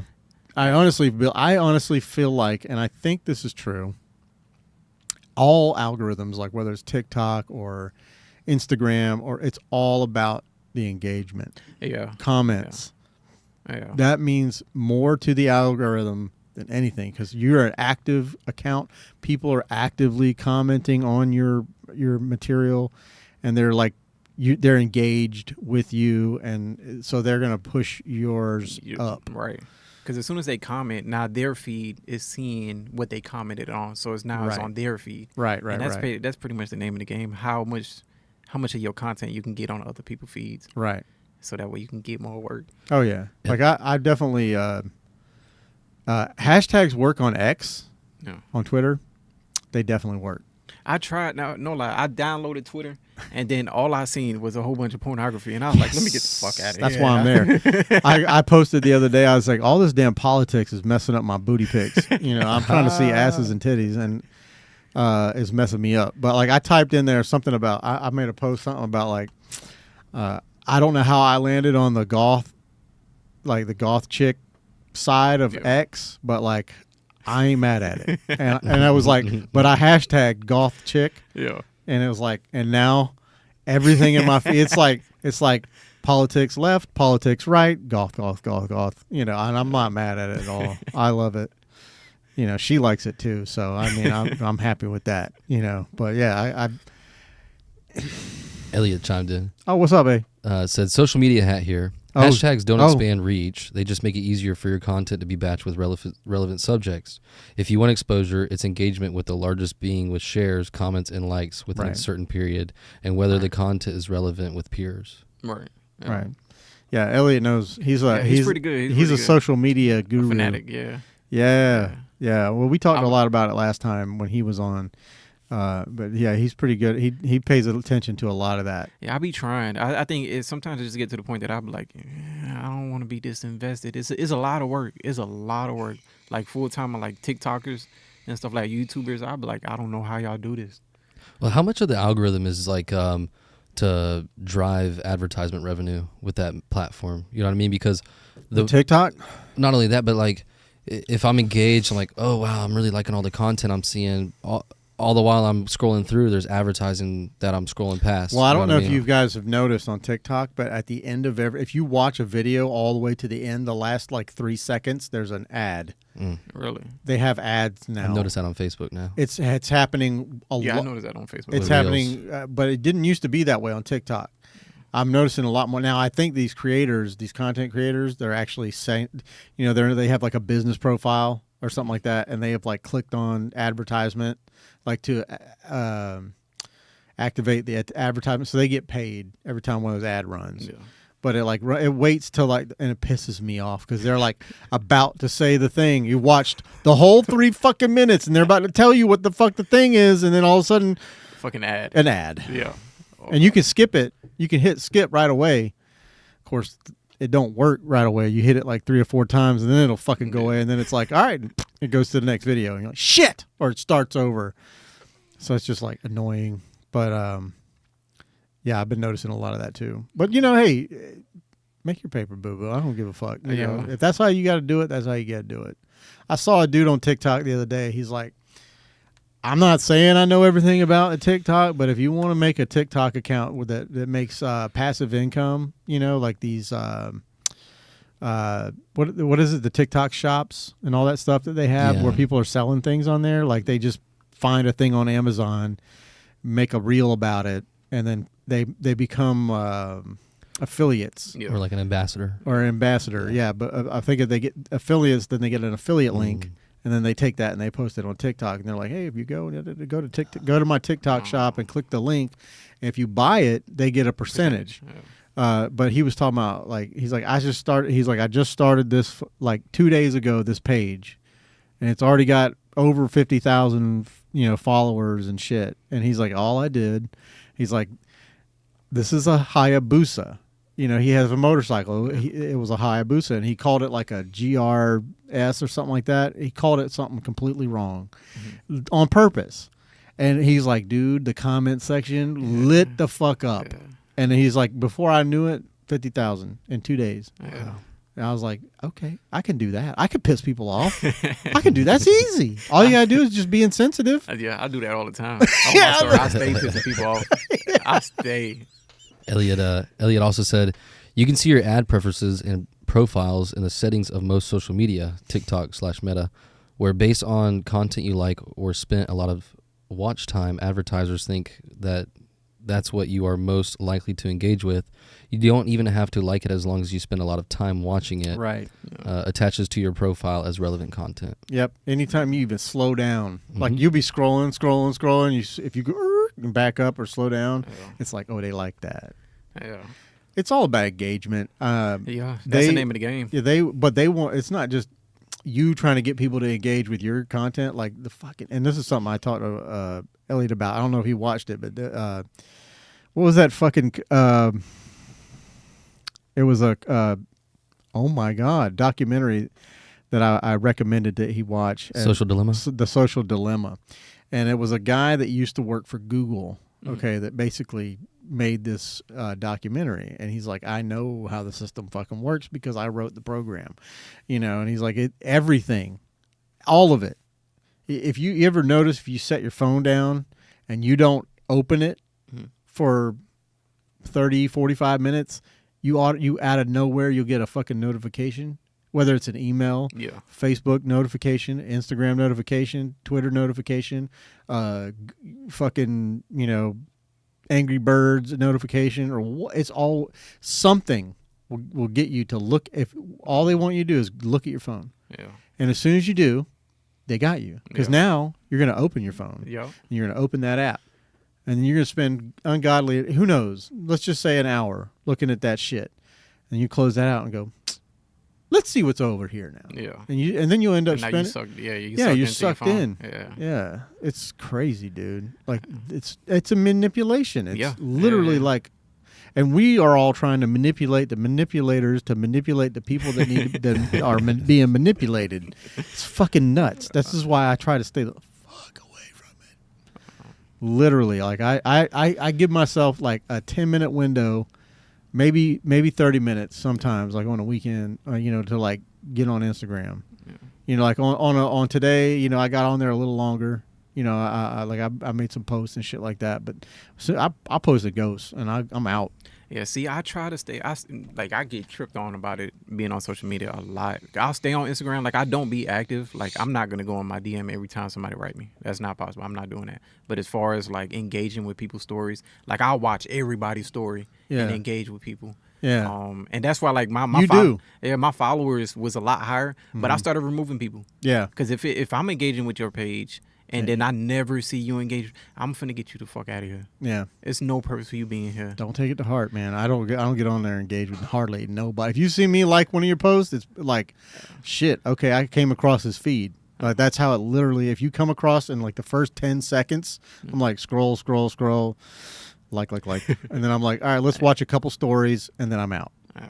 I'm done. If I don't see your shit, that's why. Yeah. See, that's why I try to keep. That's why, like, I noticed since I started being a lot more engaging with people profiles, they'll see me like something or heart their page or something like that, and they'll go to my page, and then all of a sudden I see notifications of my stuff again. Like, Well, what I've noticed too now is like, especially on X, like if you like there's a couple creators, ladies that I like. Wow. I mean, I like their content. Yeah. And so every time I see something come across my feed, I fucking hit the like button, and sometimes I'll leave a GIF or like, or just say something stupid because I'm a dork, anything like that. And none of the people that I followed that did this, but I saw some other ladies on there or some other content creators. They're like, quit stalking my page or something like that. Like, you like everything, not me, but like just in general, people that like, they're like, it's so weird when people like every time I post something, it's the same person that likes it. I'm like, bitch, you had 3 likes on that post for like 3 weeks, and I was one of them. So shut the fuck up. Like, what are you talking about? I mean, I don't retweet shit, but I've really enjoyed, for a while anyways, being more on X. I call it X because it's called X now, but Twitter, I feel like you just get a variety of content. Like, it's not one thing pushed down your throat. Like, the algorithm is spread out. Yeah. Well, I definitely have been getting more into politics, which I never thought I would do. And politics is a sensitive subject for a lot of people. It's heavy though right now. Yeah, it's affecting everyone. It's election season. Oh my God. That too. I'll say this. What's her name? Camilla. I hope she don't win. I do not want her to win. Why you say that? One, just looking from where she started and where she started off at and where she at now, I don't support her. Mm-hmm. One would be that in the beginning of her career, she never claimed that she was African American. She always claimed that she was Indian. Right. Yeah. And now all of a sudden, now she's running. Now she's African American. She's too shady for me. And I think Biden, especially following Biden. Biden, Biden's got one foot in the grave and one on a banana peel, man. right. I don't. That dude is on a permanent. He's like vacationing right now. Right. I just don't. I don't agree with what they got going on, or like where they're headed. I think like the biggest thing, I say this, and a lot of people get pissed off when I say this on my Instagram, is that when they did the trade for what's that basketball player? It's like Brittany something. Brittany Griner, Yeah, they traded her for a guy named arms dealer, right the biggest arms dealer in the world. for Russia, and his name was the Merchant of Death. Uh-huh. And I pissed so many people off. They made a movie about him. Yeah, it's crazy. Nicolas Cage. I like because I put it on my page. I like this ain't Call of Duty. I like how much people you had to aid in killing to get the title in real life, the Merchant of Death, Right. and trade him for a basketball player that's now saying that she wants to. Well, I don't know the pronouns. We're gonna say the basketball player wants to now leave America because they tired of America now. Oh. So it's crazy. So I think when he made that decision, I was like, yeah, fuck Biden. I like that's crazy. Well, it's not like she was elected; it's more like she was selected. Yeah, if you know what I right. mean. No one voted for her, Right. you know. But at the very beginning of her career, when she was a defense attorney, she locked up thousands of people for Right. marijuana charges, and then all of a sudden you're going to go on Charlemagne the God and say I smoked weed in college, you know, Right, be right. braggadocious about it. Come on, don't be a hypocrite about it. You're a politician, Right. So I mean, politicians are. I mean, they're all hypocrites to a fault, but openly like that, Right. You know, Right. come on now. I have my issues with both of our candidates. Honestly, I do. Me too. Likewise. You know what I mean? And it's just, but that's why I say we're in a tough spot right now. Yeah. You got to choose the greater, the lesser the evil. And I thought that when we had, the first time Trump ran, Hillary and and it Trump. was against Hillary, and I was like, shit, lesser of two evils. Which one is it? Because they both might be a little bit even in that running. See, I canceled out Hillary when I found out that she got charged with treason with Russia. Well, she did a lot of stuff, Yeah. man. There's a lot of dirt on that woman. Allegedly. Yeah. Everything's allegedly. I don't have 50 friends that committed suicide in mysterious ways. Yeah. I don't think anybody Right. does. Well, I don't. Did you guys? What is his name? There's a guy I watch. He does a podcast, but he just interviewed. He's like a Russian guy or a Ukrainian guy, but he's American now. I mean, he's been legally. Yeah. He gained his citizenship here, but he just interviewed Trump, and they played the whole. It was like an hour and 10 minutes. Lex Friedman. And I love him. He's so fucking deadpan. He's just like everything comes out like it's just so deadpan. He's all about business. But he interviewed Trump, and one of the things he was like, so if you make it, are you going to release the Epstein client list? He goes, yeah, I don't see that being a problem. Yeah, because his name is not on the list. He's like, my name's not on there, thank God. But he's just like, yeah, I can do that. And you know how many buttholes puckered when he said that? I guarantee you. I fucking. That's why they don't want him in there. Right, because they can't control him. I think that's why I don't agree with a lot of things Trump do. Right. But one thing, it's two things I can say about Trump. One, people can't call him no liar. Because every time he says something, he did it. He stands on business. Yeah. And two, he gonna be upfront with you. I'd rather have I'd rather have an arrogant asshole in my Cuss face, me out, right? but tell me the truth. Than be behind my back selling out. Yeah. Well, I don't know. He's just not with the establishment. The establishment don't want him. No, and that's what a lot of makes people him are dangerous. gravitating towards right now. It It's makes like, him fuck dangerous. the establishment. Right. Yeah.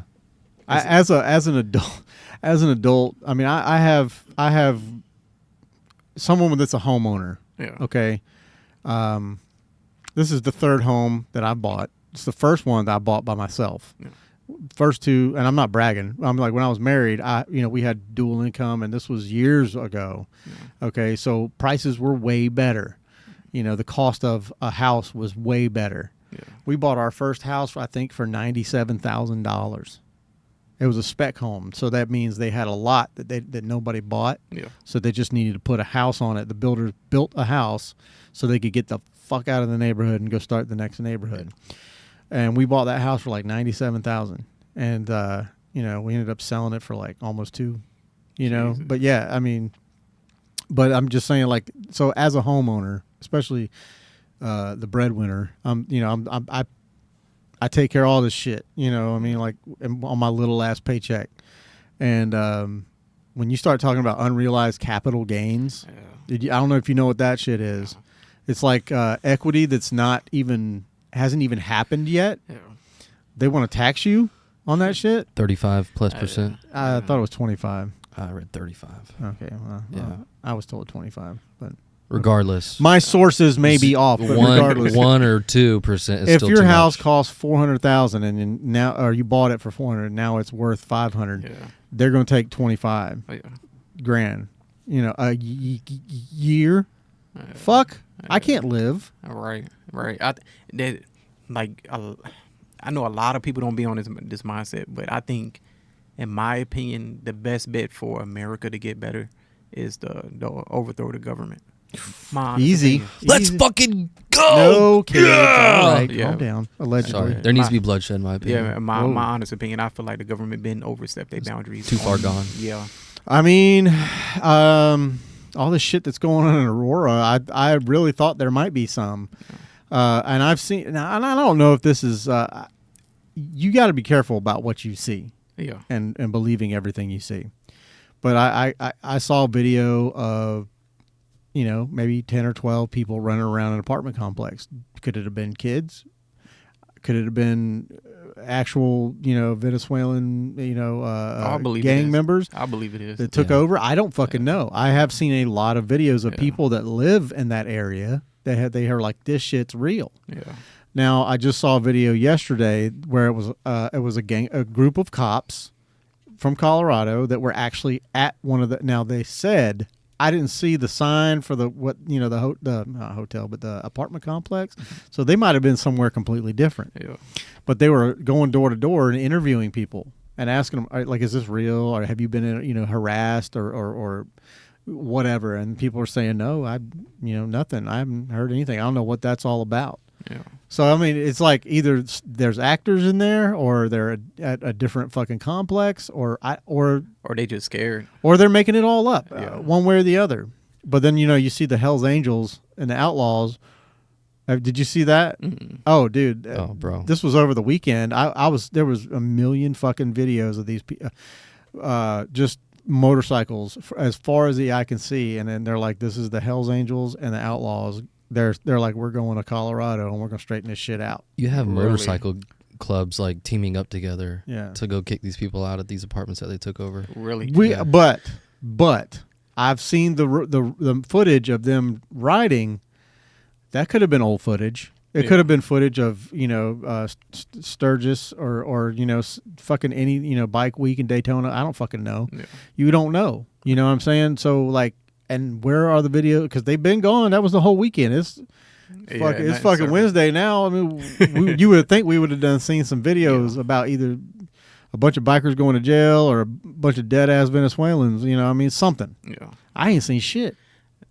See, it's crazy because I think a lot of that is going to result into the issue of Biden opening up that border like how he did. Oh, it's already open, bro. Yeah, it's terrible. And I would really like to know the truth, because again, who do you trust? Yeah. But I mean, I'm seeing a number of reports of, like Venezuela, they're emptying out their prisons, Oh yeah. and they're sending them here. Yeah. The figure I heard like 2 days ago was like somewhere in the realm of like 11 million, like gang members and people that were in prison, Yeah. and that they've funneled them into America. Yeah. And so, not good. All military age males. Right, exactly. Because the videos, when they first surfaced, that's all they was showing. Oh yeah. That's all they was showing. Yeah. Where are the That- women and children at? Right, exactly. And that's why Trump is so hard on it. Yeah. That's why he wants to close it. That's why he said when he get elected, Biggest he's going to do a mass mass deportation. Right, and I feel like he should. Mhm. And the reason why I say That's that going to be is- a problem, though. yeah, but and That's where the bloodshed's few coming, people. bro. I- We're going to have to get ready, because it's about to be World War Cinco up in this No, motherfucker. I definitely agree. And I think the sad part about it is what's going to end up happening is because we already have Russia on our borderline. Russia and China already teamed up. You got Russia ain't happening. They ain't gonna do it. They are too smart. But BRICS nations are now Right. have more capital than all the G7 Right. nations. So All I'm saying is, we may be getting run over, but we still got them bad things up there. You know what I'm saying? And they got them too, but when they start popping their shit, you talking about nukes? yeah. I get that, but have you seen that new movie on Netflix, Leave the World Behind? Mm. Yes, I saw that dumbass Come on, movie. man. That's a It's- dumb fucking movie. It's plausible. It's very well plausible. I So mean, is Walking Dead. come on now. Come on. That shit could happen. I Come think it's on. gonna happen. Hey, is there's no way, and I think what which presses me on that is, and I know like a lot of other states had an issue with Florida, but having you know the new gun law. We don't advocate violence. No, we don't. By the way. Definitely. But like, everybody had an issue with like, oh, Florida, being that now the gun violence is gonna increase dramatically. But in my mindset, it didn't change for the criminals because people that's not supposed to have firearms, they're still gonna gonna get have. Yeah, they're still gonna have them. Well, it's just like the drug thing. You know, drugs are, which is a loaded fucking term. I hate calling things drugs, especially like lumping marijuana and psychedelics into drugs. You know, because it's got such a negative connotation. But I mean, you think about the drugs, right? Yeah. You know, drugs are bad. Okay, they're illegal. You know, for the most part. You know, except for the worst drugs, those are perfectly legal and they're prescribed by your doctor. Right. Fuck, they did a whole documentary called the OxyContin. What is it? OxyContin Express, Mm-hmm. and it was based out of Florida. We were like the hub, the main hub for all these OxyContin, Express, all this shit. They would get them here and then smuggle them to other states and shit, and making just a mint on this shit. But Well, yeah, not only at the time though, when OxyContin and painkillers first became big, they didn't have it electronically to where they knew when your last there was no prescription database. was. Yeah. You could just go from doctor to doctor to well, doctor. you get a prescription, and there would be a pain management center next to these doctors' offices, like right next door. No. So you just go out the door, walk over, and you go, "Here you go," and they're like, okay, here's your pain medicine, and then you take your prescription. They don't keep it, so you take your prescription And just go somewhere else. go to the next one. The That's Sackler family. crazy. And they were just cleaning house. Now there's a database, so it's a little bit better. But the point I'm making is all these illegal drugs that are out there, and it's like people are still doing them. Yeah. People are still gonna fucking do them. You Yeah. know, that's a whole other topic. But I mean, because I feel very passionately about that. Oh. I really feel like I know it would be a sensitive process. Like it would have to be a very well thought out strategic process to legalize all drugs.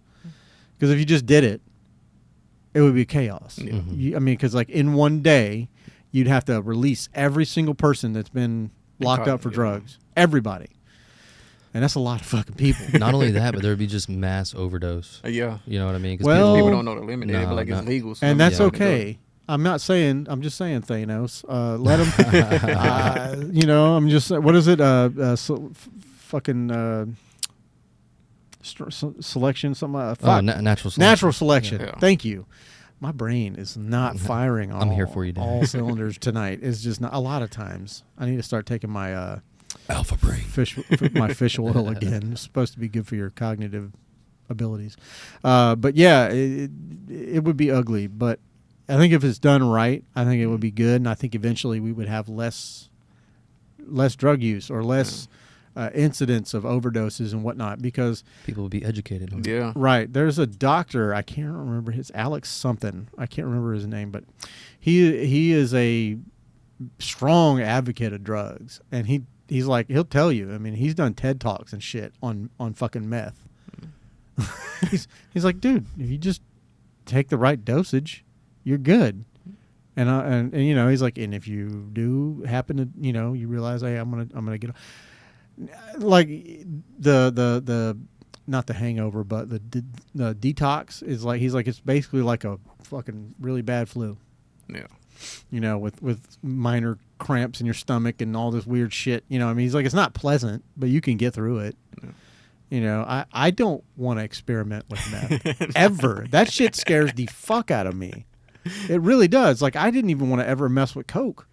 Like, those types of drugs like freak me out because you don't know what you're getting. Yeah, I say I don't know how. It was a period of time that when I was younger, I was on coke for a while. Oh, Yeah, I was on it for Wow. a while. meow.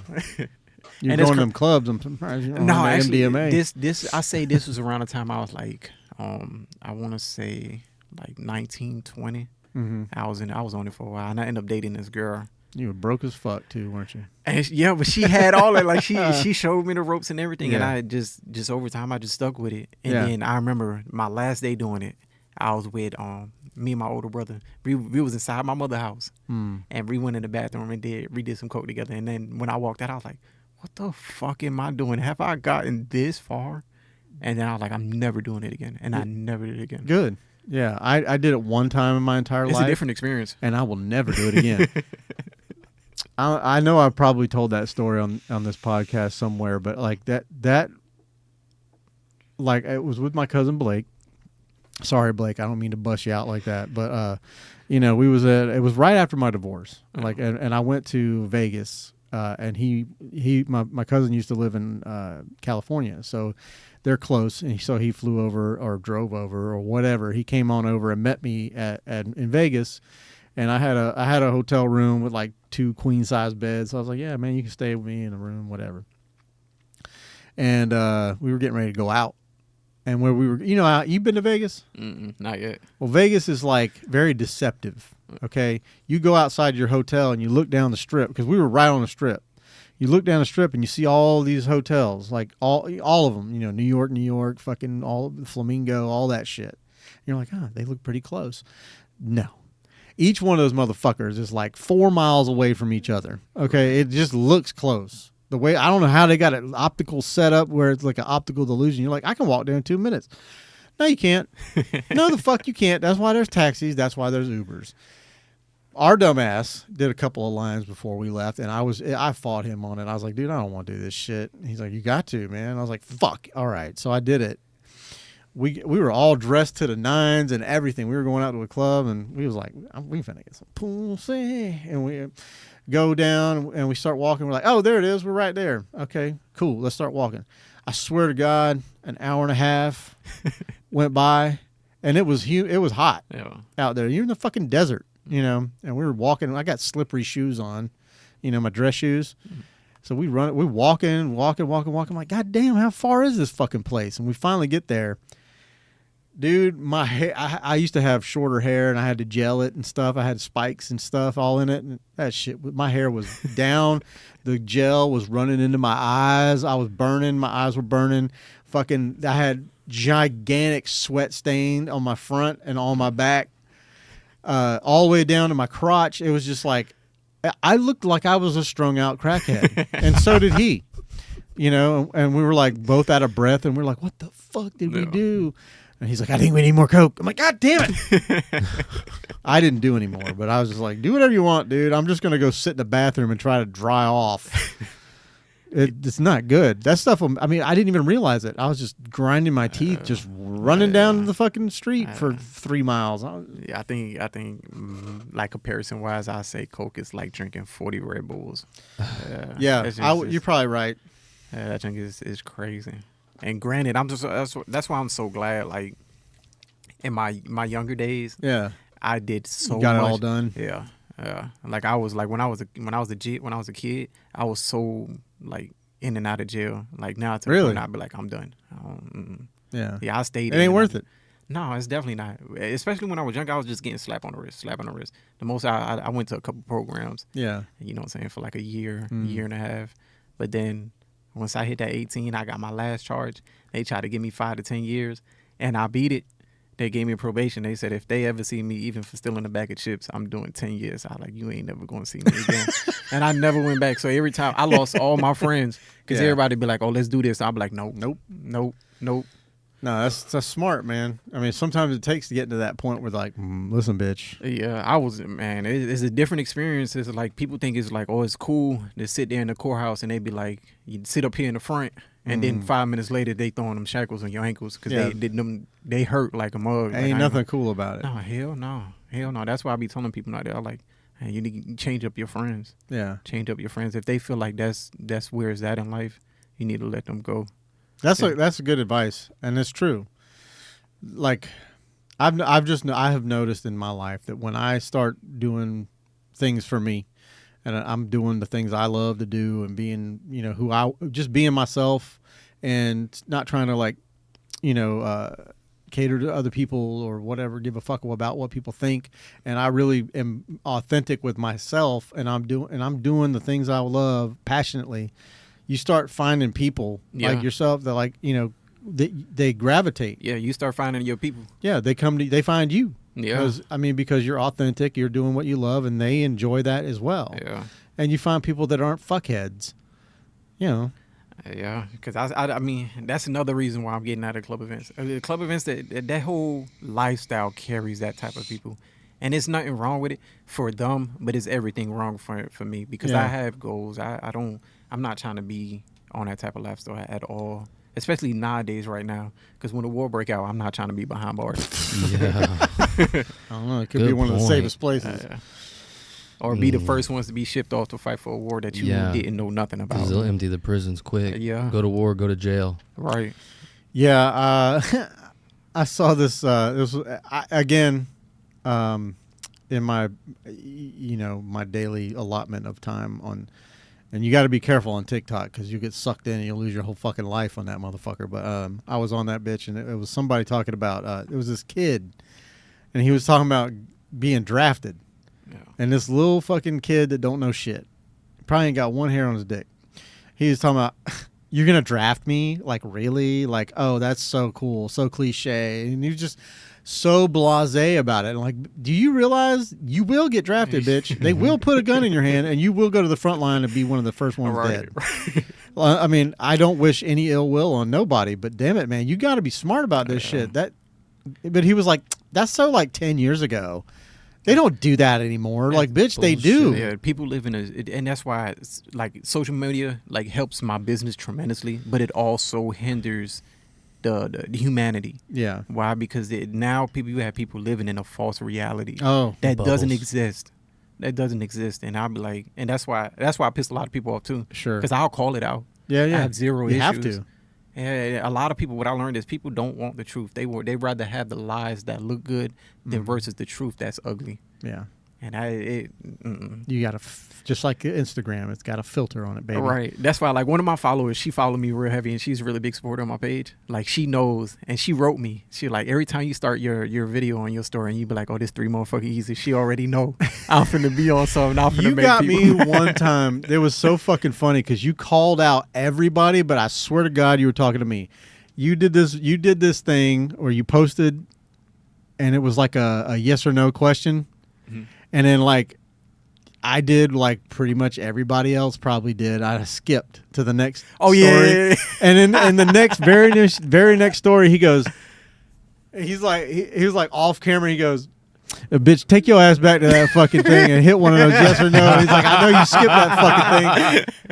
I was like, this bitch is talking to me. He knows I just did that. God, so I did. I was like, fuck, all right. And I think I might have messaged you. I was like, dude, you totally got me with that shit. I fucking cracked up. It was crazy because I get a lot of engagement from stuff like that. Yeah. It being my authentic self is what gets me the most engagement. Yeah. 'Cause a lot of people want what they feel like they usually see on social media. But no, I'll just be like, I don't care. Yeah. I like, this is my page. I'm gonna be my because I'll be like, I don't want to say, I'll say restarted. I'll say like I'm restarted, or you know what I'm saying, or I'm arrogant, or I'm an asshole. I like being that type of goofy person. Yeah. Because people tend to have me, well, they kind of look at me more relatable. Like I'm a human. Yeah. Because I know a lot of photographers that put themselves on this pedestal, and now they look down at everybody. Right. And they You try to look so everything's in slow motion. right. And I'm so cool. And I'm not that guy. I'm so humble. It's like a lot of photographers, like even like people like I follow, if they work ain't like 10 out of 10, I'll still like their page, or I like they they content, just because once I see you start elevating. Yeah. When I see you, every time you post a picture or you're doing something, you're moving, you're making progression. Right. I'll support you to the fullest. Right. But it's just some photographers that they're just assholes. Yeah, I've been like seeking out like people, content create, like, of course I'm a photographer. I usually look for other photographers or whatever, anybody that's making art. Yeah. And I try to find the people that have the least amount of followers. Yeah. And that are, and I'm not biased, or I'm not saying anything about not being American, but I try to find the ones that are in America. Yeah. The only reason I say that is because every time I follow somebody that's in a different country, I get fucking spammed up. Same here. Same up. here. Jesus Christ. It's like, and it's not just like, you know, it starts out with, oh, they follow me. Oh, another person from there followed me. Another person. You'll have, in one day, you'll have 30 people from another country follow you. Right. And I'm like, are they really following me? And then you start getting 30 messages on how, you know, some Nigerian prince wants to fucking buy your house. Like, what? So I'm like, you got to be careful. You know, I don't need to follow everybody, but I will. If you like their, just like what Elliot was talking about, if you engage with their page, it'll populate into your feed, and you'll see it more often, even if you don't follow. So like, I'll like some of their stuff, I might comment, and then I start seeing it on my feed, and I don't need to follow you. I'm gonna just see it, because I'm engaging with it. Yeah. But I would rather engage with someone who has humble beginnings. Yeah. You know, that they do good work, and they're passionate about what they do. Yeah. Versus someone who's got a ginormous following and really couldn't give a fuck about what I say in the comments, Right. his or her comments, their comments, but it, you know, or even the fact that I liked it. Yeah. You know, there was a time when I thought anybody that likes my shit, I need to go write them. I need to go and get in their DMs and say thank you. Yeah. That even the small following that I have, you get 20 or 30 people that fucking like your shit. That's a long day. Yeah. That's a lot of fucking conversating. Because then they want to start a conversation and talk about this and talk about that. And how do I get on the podcast? And I'm like, we got to be cool first. Like I you know, I mean, like I like to get to know people here in this medium, but I also, I want to feel cool about it. You know, like you know what I mean? Because look, you're coming into my house, around my people. I don't want to just let anybody up in here. You know, I got to know a little bit about you. You know what I mean? Like I followed you for a little bit before I fucking decided to reach out to you. You know what I mean? And I felt good about you. And I really enjoyed your work. Yeah. You know, I didn't care if you could have had one fucking follower. You know, I would have invited you on because you do good fucking work. Yeah. I wanted to talk about it. So, but it is difficult, you know, to do that. And I don't know where we got to. I just talked myself to where I'm high now. My brain just goes off in a rabbit hole, and there we go. No, I'm, you know, I used to not talk about politics ever, and I loathed it, and I know he fucking loves it. He loves I'm it. the same way. I'd tolerate it.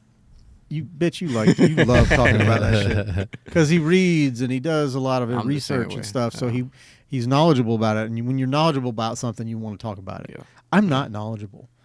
I just know what I see, and the best part of, like I said, the best part of X, if you're into it at all, it's down the middle. Yeah. You'll see shit from the left. You'll see shit from the right. You know, equally. Yeah. And what's funny is both sides are being little bitches because everything I see is just drag them through the mud, motherfucker. Then you drag them through this way, and it's just like. And that's why a lot of countries right now have zero respect for United States of America right now. Right. Zero. Weak. Yeah, I mean, it's something, and that's something to think about. Yeah. Because and I'll tell you that we set the tone for the rest of the world. Yeah, and right now we're in a vulnerable state right now. That's why I'll say that out loud. A lot of people may not agree, and this is just my personal opinion on that. That's true. why I feel like, you know, America can afford to have a woman as a president right now. Whoa. And that's just being That honest. motherfucker just said that We shit. can, out we of can his go mouth. on about this. Yeah, no, it's You're not going to be canceled tomorrow morning. and it's not just because how I feel about women. Women are, you know, they're strong, independent women, but at the end of the day, it's what other countries look at women as. Now, do you know who Tulsi Gabbard is? Mm-mm.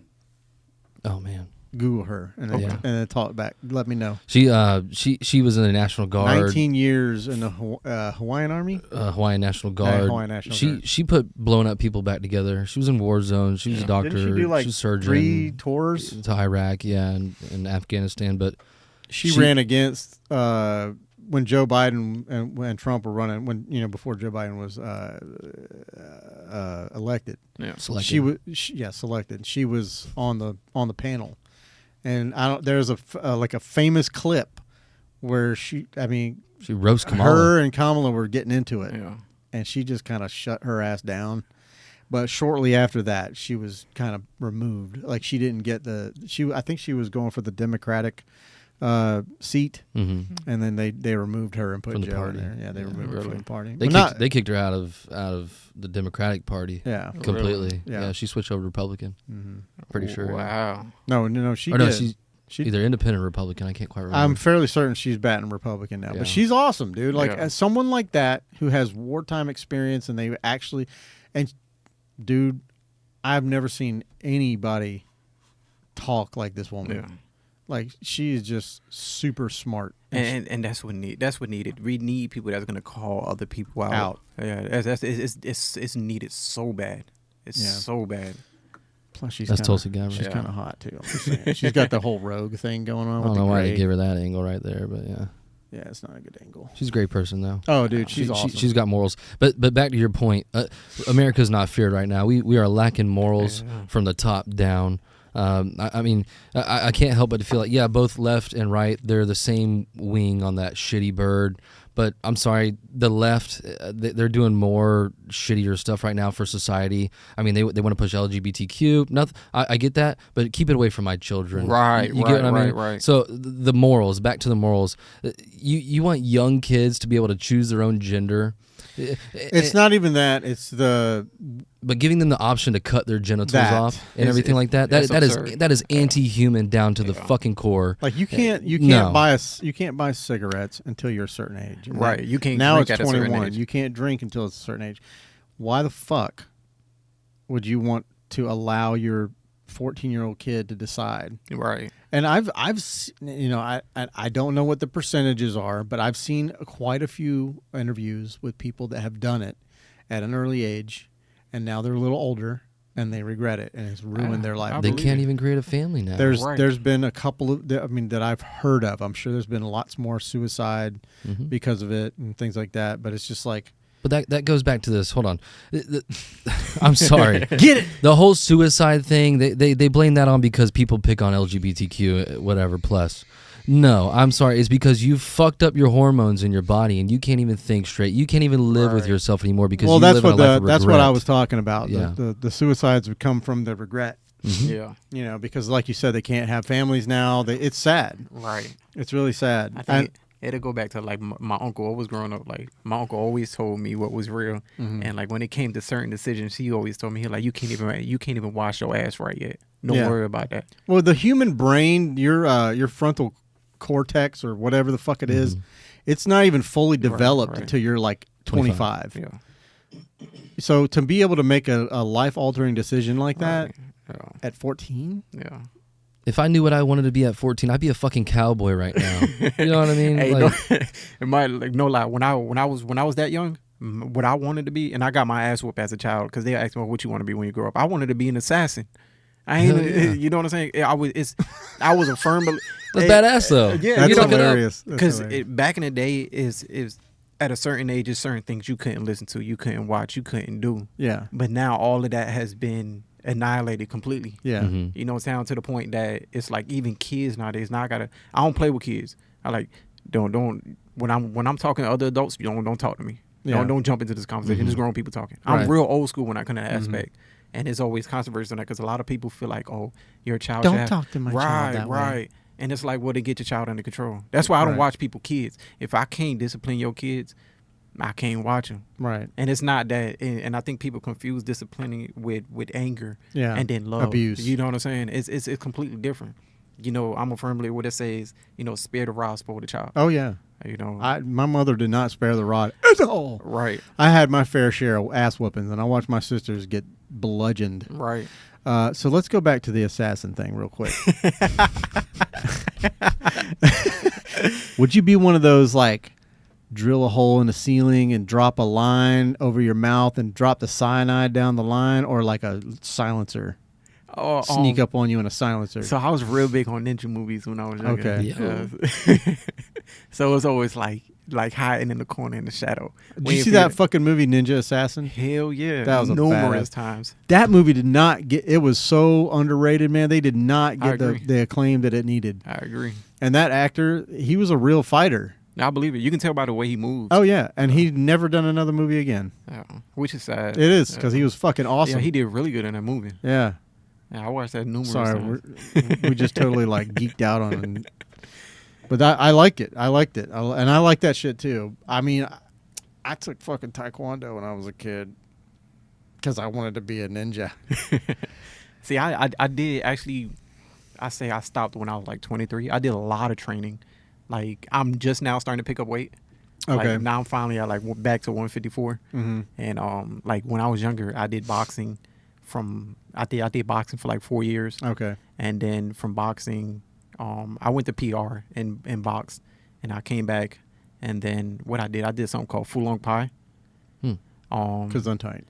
It was that style is actually really crazy. Okay. Because I can say now I know how to do the tiger form, I know how to do the mantis form, and I studied and I went to other schools and actually I can like compete against other schools and stuff like that. Okay. Yeah, I used to get in trouble by my trainer though, because I used to call him Qigong. That's how traditional it is. Okay. Like what we does that call- mean? That's it's like a title.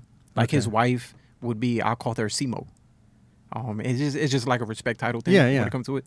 But I used to get in trouble by him all the time because we used to go to these other schools and it used to be like Is light this contact. like literal kung fu? that you're Yeah, learning? Okay. yeah. Like literally, like we would literally stand like in the horse stance Uh-huh. for like hours. Whoa. It was terrible as hell. Was it like it was like an old guy with a really long white beard going? No, was craziest? No, he was a SEAL. He Navy was a SEAL. Navy SEAL. Oh yeah. And he put me through the ringer. I remember my buddies. I trained with two of my homeboys, and they disappeared for like. I would have never known this about you. I would have yeah, never guessed. a lot of people don't know. A lot of people don't. That's why I be like, I like to be cool, comic. Like I'm real observant. Yeah. So I like to before I get to that point that I'm gonna have to do something. I like to diffuse. Right. And I'll walk away. Now once you start pursuing, then it's a whole different story. Well, that's a characteristic of a lot of like highly trained fighters. Yeah. They are. They use violence as a last resort because they know what they're capable Yeah. of. Right. Yeah. Now, do you have to? Now, are you one of those dudes that like when you get into an altercation and you're about to throw down, you're like, "Listen, bitch, these hands are lethal weapons." No, because I'm real. I don't want to say I'm passive when it comes to that, because I don't know. I really try to diffuse it. Yeah. I'll be like, this is like, honestly, this is not what we're trying to do. I like just walk away. I'm about to leave, or I'll tell my homie, I like, hey man, get this man.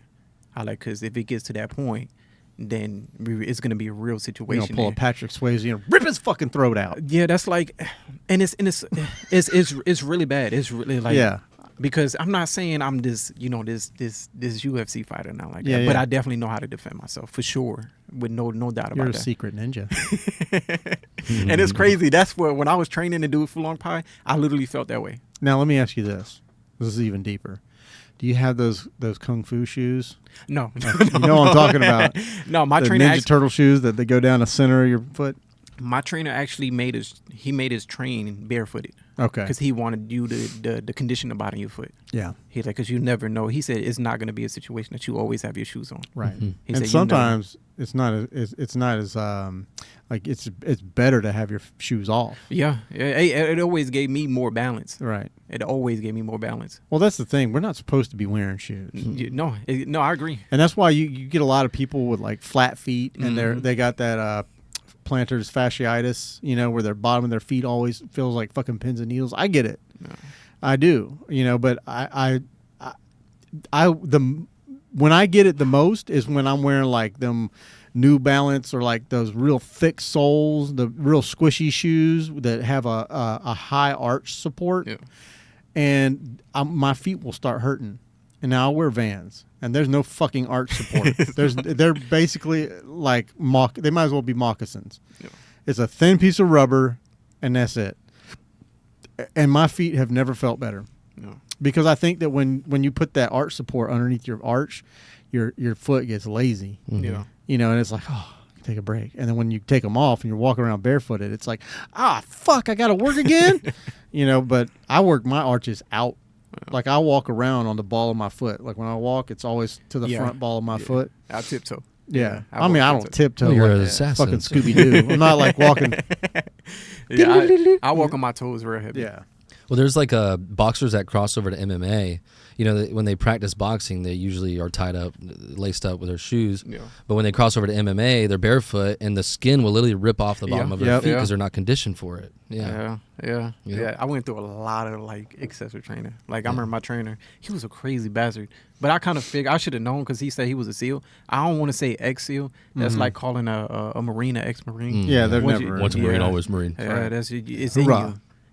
Yeah, he put me through a series of a lot of like. I remember literally he would have a block of wood and he would tie a rope around it, and he would literally make me do like punch drills to the point that my knuckles would be like shedded blood. Ooh. Yeah, he was real intense. All right, Real grasshopper. intense. But I enjoyed it because once you could start going to like other schools and start seeing how more advanced you was compared to them, I'll be like, yeah, hell yeah. That's why I used to get in trouble because he'll be like, oh, it's light sport competition. You know what I'm saying? Don't hit them hard. But when me and my buddies trained, I mean, we left bloody. Mm-hmm. So it's like getting there. I'm like, oh, I can't hit him for real, for real. Like, I don't know if I You can just do had that. me punching this fucking 4x4 for the last 6 months. So what do you think about those? God, I don't know what they're called. They're like energy fighters or whatever. Like they Style benders? Freestyle? No. There's been a few videos that surfaced of these like really old dudes that are like Tai Chi masters, Mhm. and like you'll see videos of his students running at him, and he's literally just barely even touching them and just tossing them across the room. Now there's been this new development Yeah. where they're like, because like when MMA was created or when it came about and got popularity, these Tai Chi people were like, come on, I got you. So there was one where there was an MMA guy sitting crisscross applesauce. They're sitting in front of each other like you're sitting around a campfire, but they're within striking distance. Yeah. And he was like, all right, we're going to fight like this. And the guy was like, okay, I'm still going to whoop your ass. The MMA guy was like, I'm going to fuck you up, old man. And he's like, that's fine. Try. And he literally thought in his brain that all this shit was going to work. And he was over there and he started doing his shit, and this fucking MMA fighter just laid his ass out. Yeah. And then he got back up. He goes, oh, no. You, hold on. I think I know what you're talking about. I think I seen that. Yeah, let me try it again. Let me try it Yeah. again. He started moving his hands around and doing all this shit, and he just clobbered his ass. And to a point where he was like, I can't. He's like, keep hitting, I'm about to get. Like, bitch, you ain't about to get nothing. You about to get dead. That's what you get. And there's been more than one Yeah. of those videos like that. I think is when it comes to like when you speak of Tai Chi, I do believe in Chi. It's basically life force. Do you read horoscopes? No, hell, I can't. I'm not that deep in it. I'm not. I know. I'm just fucking with you. Have you read The 10 Rings? Oh, okay. Definitely looking at that. the 10 rings. Yeah. Okay. Yeah, it's 10 Rings of Power, right? Yep. Yeah, I just I think people that really like that traditional, I think the people that do know how to do it correctly, they won't open their mouth. They're not going to get on social media and exploit. Steven Seagal. I heard a lot of stuff about him being straight bullshit. I heard he's actually legit. Really? Mm-hmm. Didn't he train in Aikido? Yeah. Yeah. Yeah. Well, Aikido is just taking your opponent's force and then- using it against Right, them. Right. Yeah. I think the only serious, like, I don't want to say he's an actor because he did a couple movies, but I don't think he's really good at acting. That's a really good fighter. Is Michael J. White. Mm. A really Michael good Jai fighter. White? Yeah, he's a The really guy that good played Spawn? Yeah. Oh, no, he's a fucking fighter, Yeah, dude. Yeah. and He's legit. Yeah. He like, what do you think he's been doing since he's not been acting? fighting. He's been Yeah. fighting. Yeah, Yeah, that's he's one. That's one person I really believe. I've is seen that serious. motherfucker hit the bag. He's real. He's legit. He's more. That's the guy in Black Panther, right? Nah. No. Am I thinking of Michael somebody Jai else? White is the guy that played Spawn. Oh, yeah. If you watch a movie called Blood and Bones. Oh, okay. I Yeah. have. Okay. Yeah. See, I'm He's- a comic book nerd. Sorry. So. Sorry. Yeah, he used to train with Kimbo. Well, he used to train Right. Kimbo. Kimbo Slice? Right. Oh, wow. Yeah. Damn. R.I.P. Kimbo. Yeah. Yeah. And he was a monster too. Kimbo was something serious.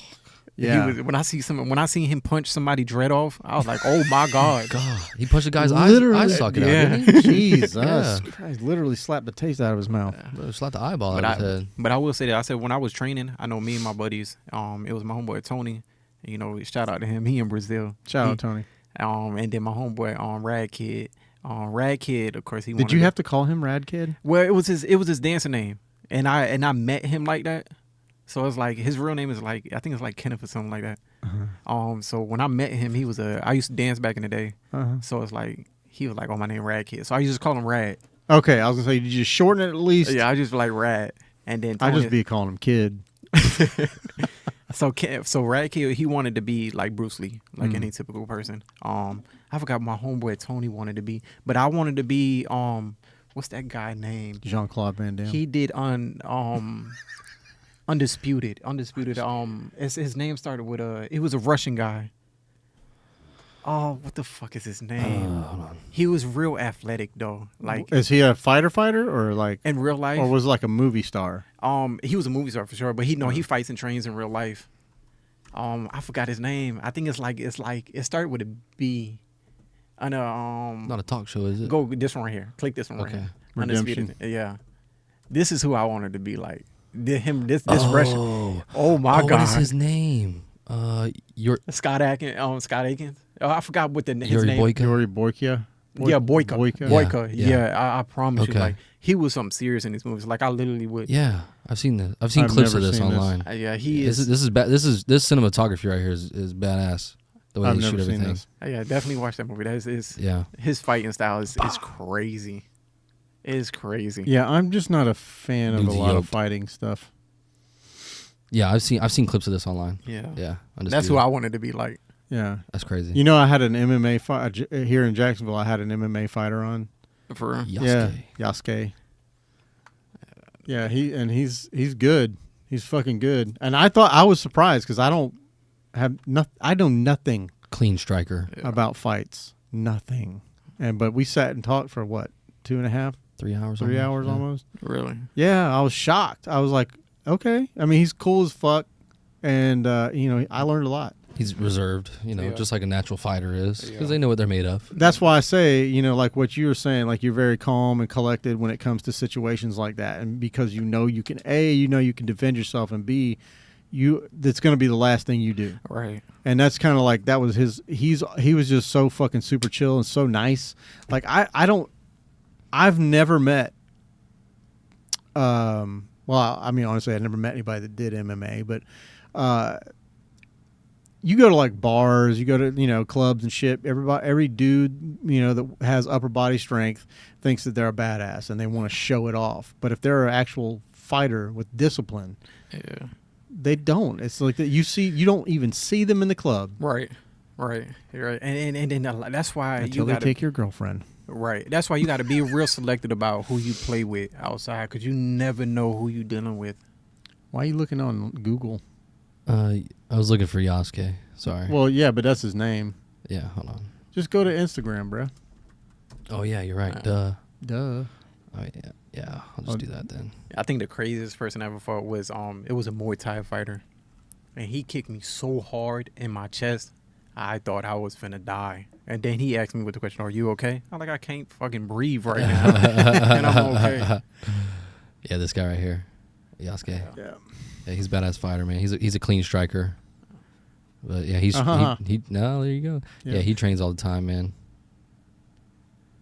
He's that Nakama karaoke bar.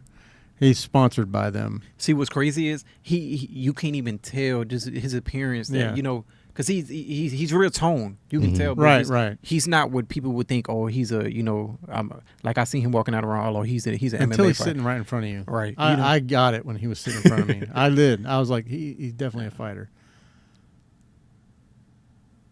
We're actually, I for missed those him. that are just listening, we're Yeah. just watching a video clip of him hitting the pads. Yasuke hitting the pads. Yeah, I'd like to go see him fight. I know. I was hoping, like, we went a couple of weeks back. Alana and I and her sister, we went to that Nakama bar. I was hoping to run into him there. He's like, he trains. There's a place, there's a gym right next door to that place, right off of Wells Road. Yep. That's where he trains. So, Sorry, I'll stop. Yeah, no, it's very distracting. I know. That is the one problem about having this. Is so fucking distracting. I don't think we had that when the first time you With the came. screen here? Yeah. Yeah. Oh Yeah, yeah, yeah, we yeah. did. Yeah, we I think did. we Yeah, just we got did. it set up. Yeah, I think you literally just set it up. Oh. Yep, that's true. No, man, but yeah, it's interesting. The demeanor of people that really know what they're doing is the most interesting part about fighters to me. Especially people like you were saying, like your sensei or whatever or whatever you call them. Shingon. That I'm not going to try and say that.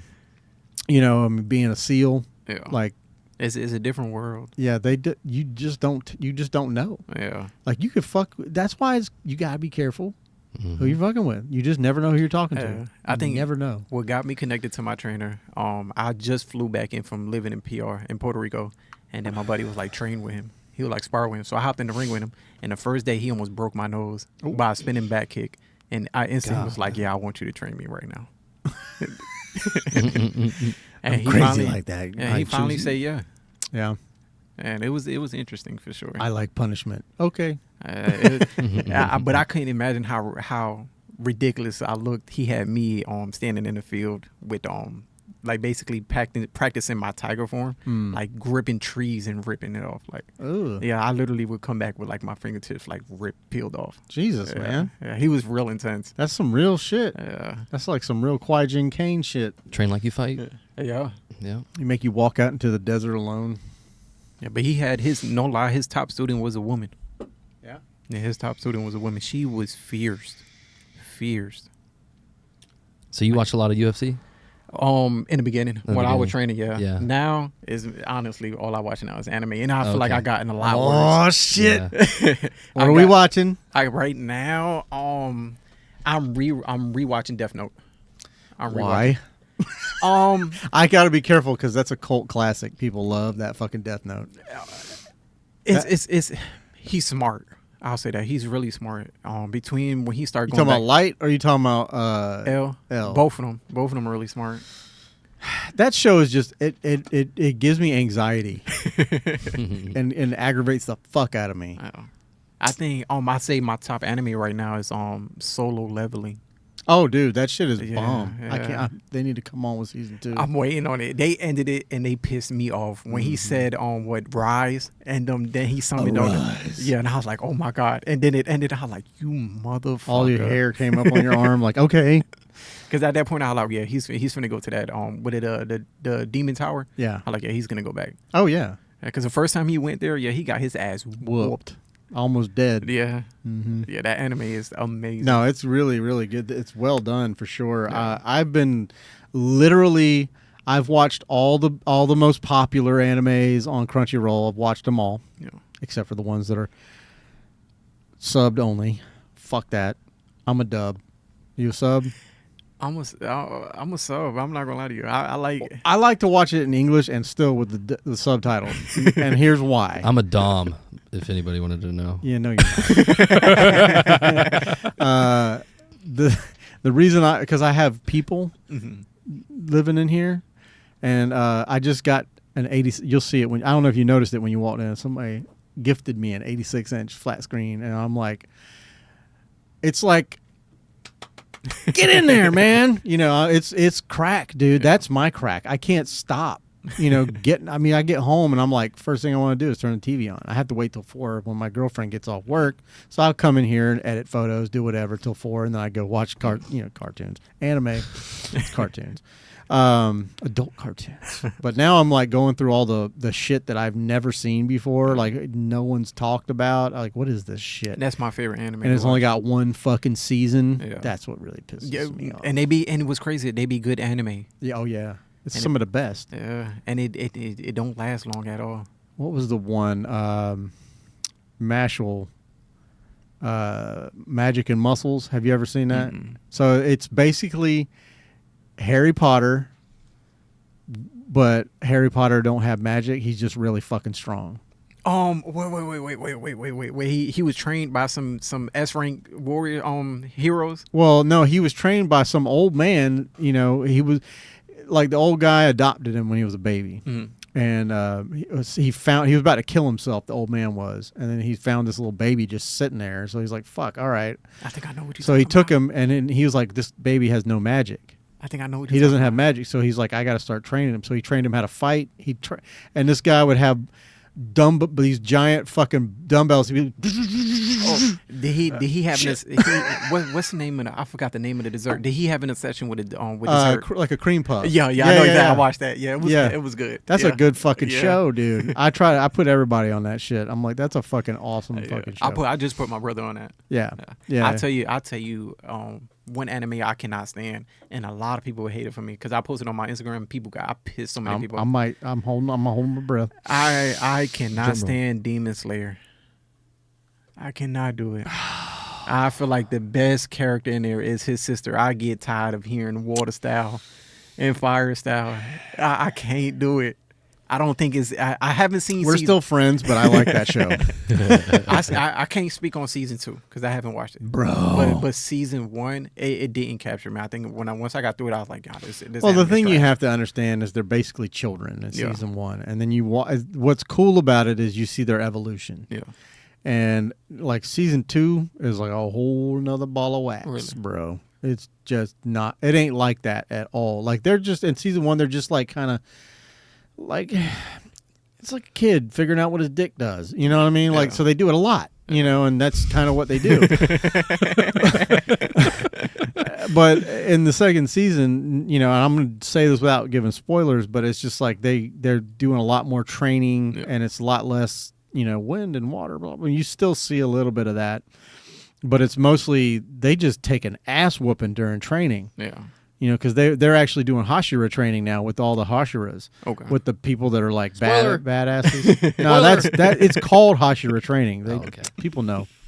And if motherfuckers ain't seen it by now, you need to get on some shit. But you know, and after season 2, they're not going to put any more episodes out. They're going to do, I think, 3 movies. Really. Yeah, to end it, and then when they end it, it's done. So that's, to me, that's cool. They're going to wrap it up properly. Yeah. I think that's going to come out dope. But I mean, dude, the animation from day 1 to where it's at now, like it's like on It's a different. whole Okay. nother level. Whole other level. Give it a chance. Yeah, that season 1 took me out. Like it's Give to it the a point chance. that Did you watch the whole season 1 or yeah, no? Yeah. I Give did. season 2 a chance. Yeah, I'm gonna try it. Let me know what you think. Yeah, because it's to the point like my daughter, she like I got a Crunchyroll account and me Yeah. and my son has one, and my daughter be like, oh, she like make me an account. I was like, for what? She was like, so I can watch Demon Slayer. I'm like, fuck no, you ain't get no account. She can't watch it on yours? And hell no, I do not want it to pop up on my list. No. Yo, fuck my algorithm up. It's gonna be on your watch. You're gonna go, I'll be like, go to YouTube. you're gonna to go YouTube. home. You're gonna go home today. You're gonna turn on Crunchyroll, and that shit's gonna be right at the top. Oh, Because you know God. why? Because we was talking about it. Uh-huh. No, it's good. There's a fuckload of good ones, and one of my favorite things about this is the one thing I love TikTok for.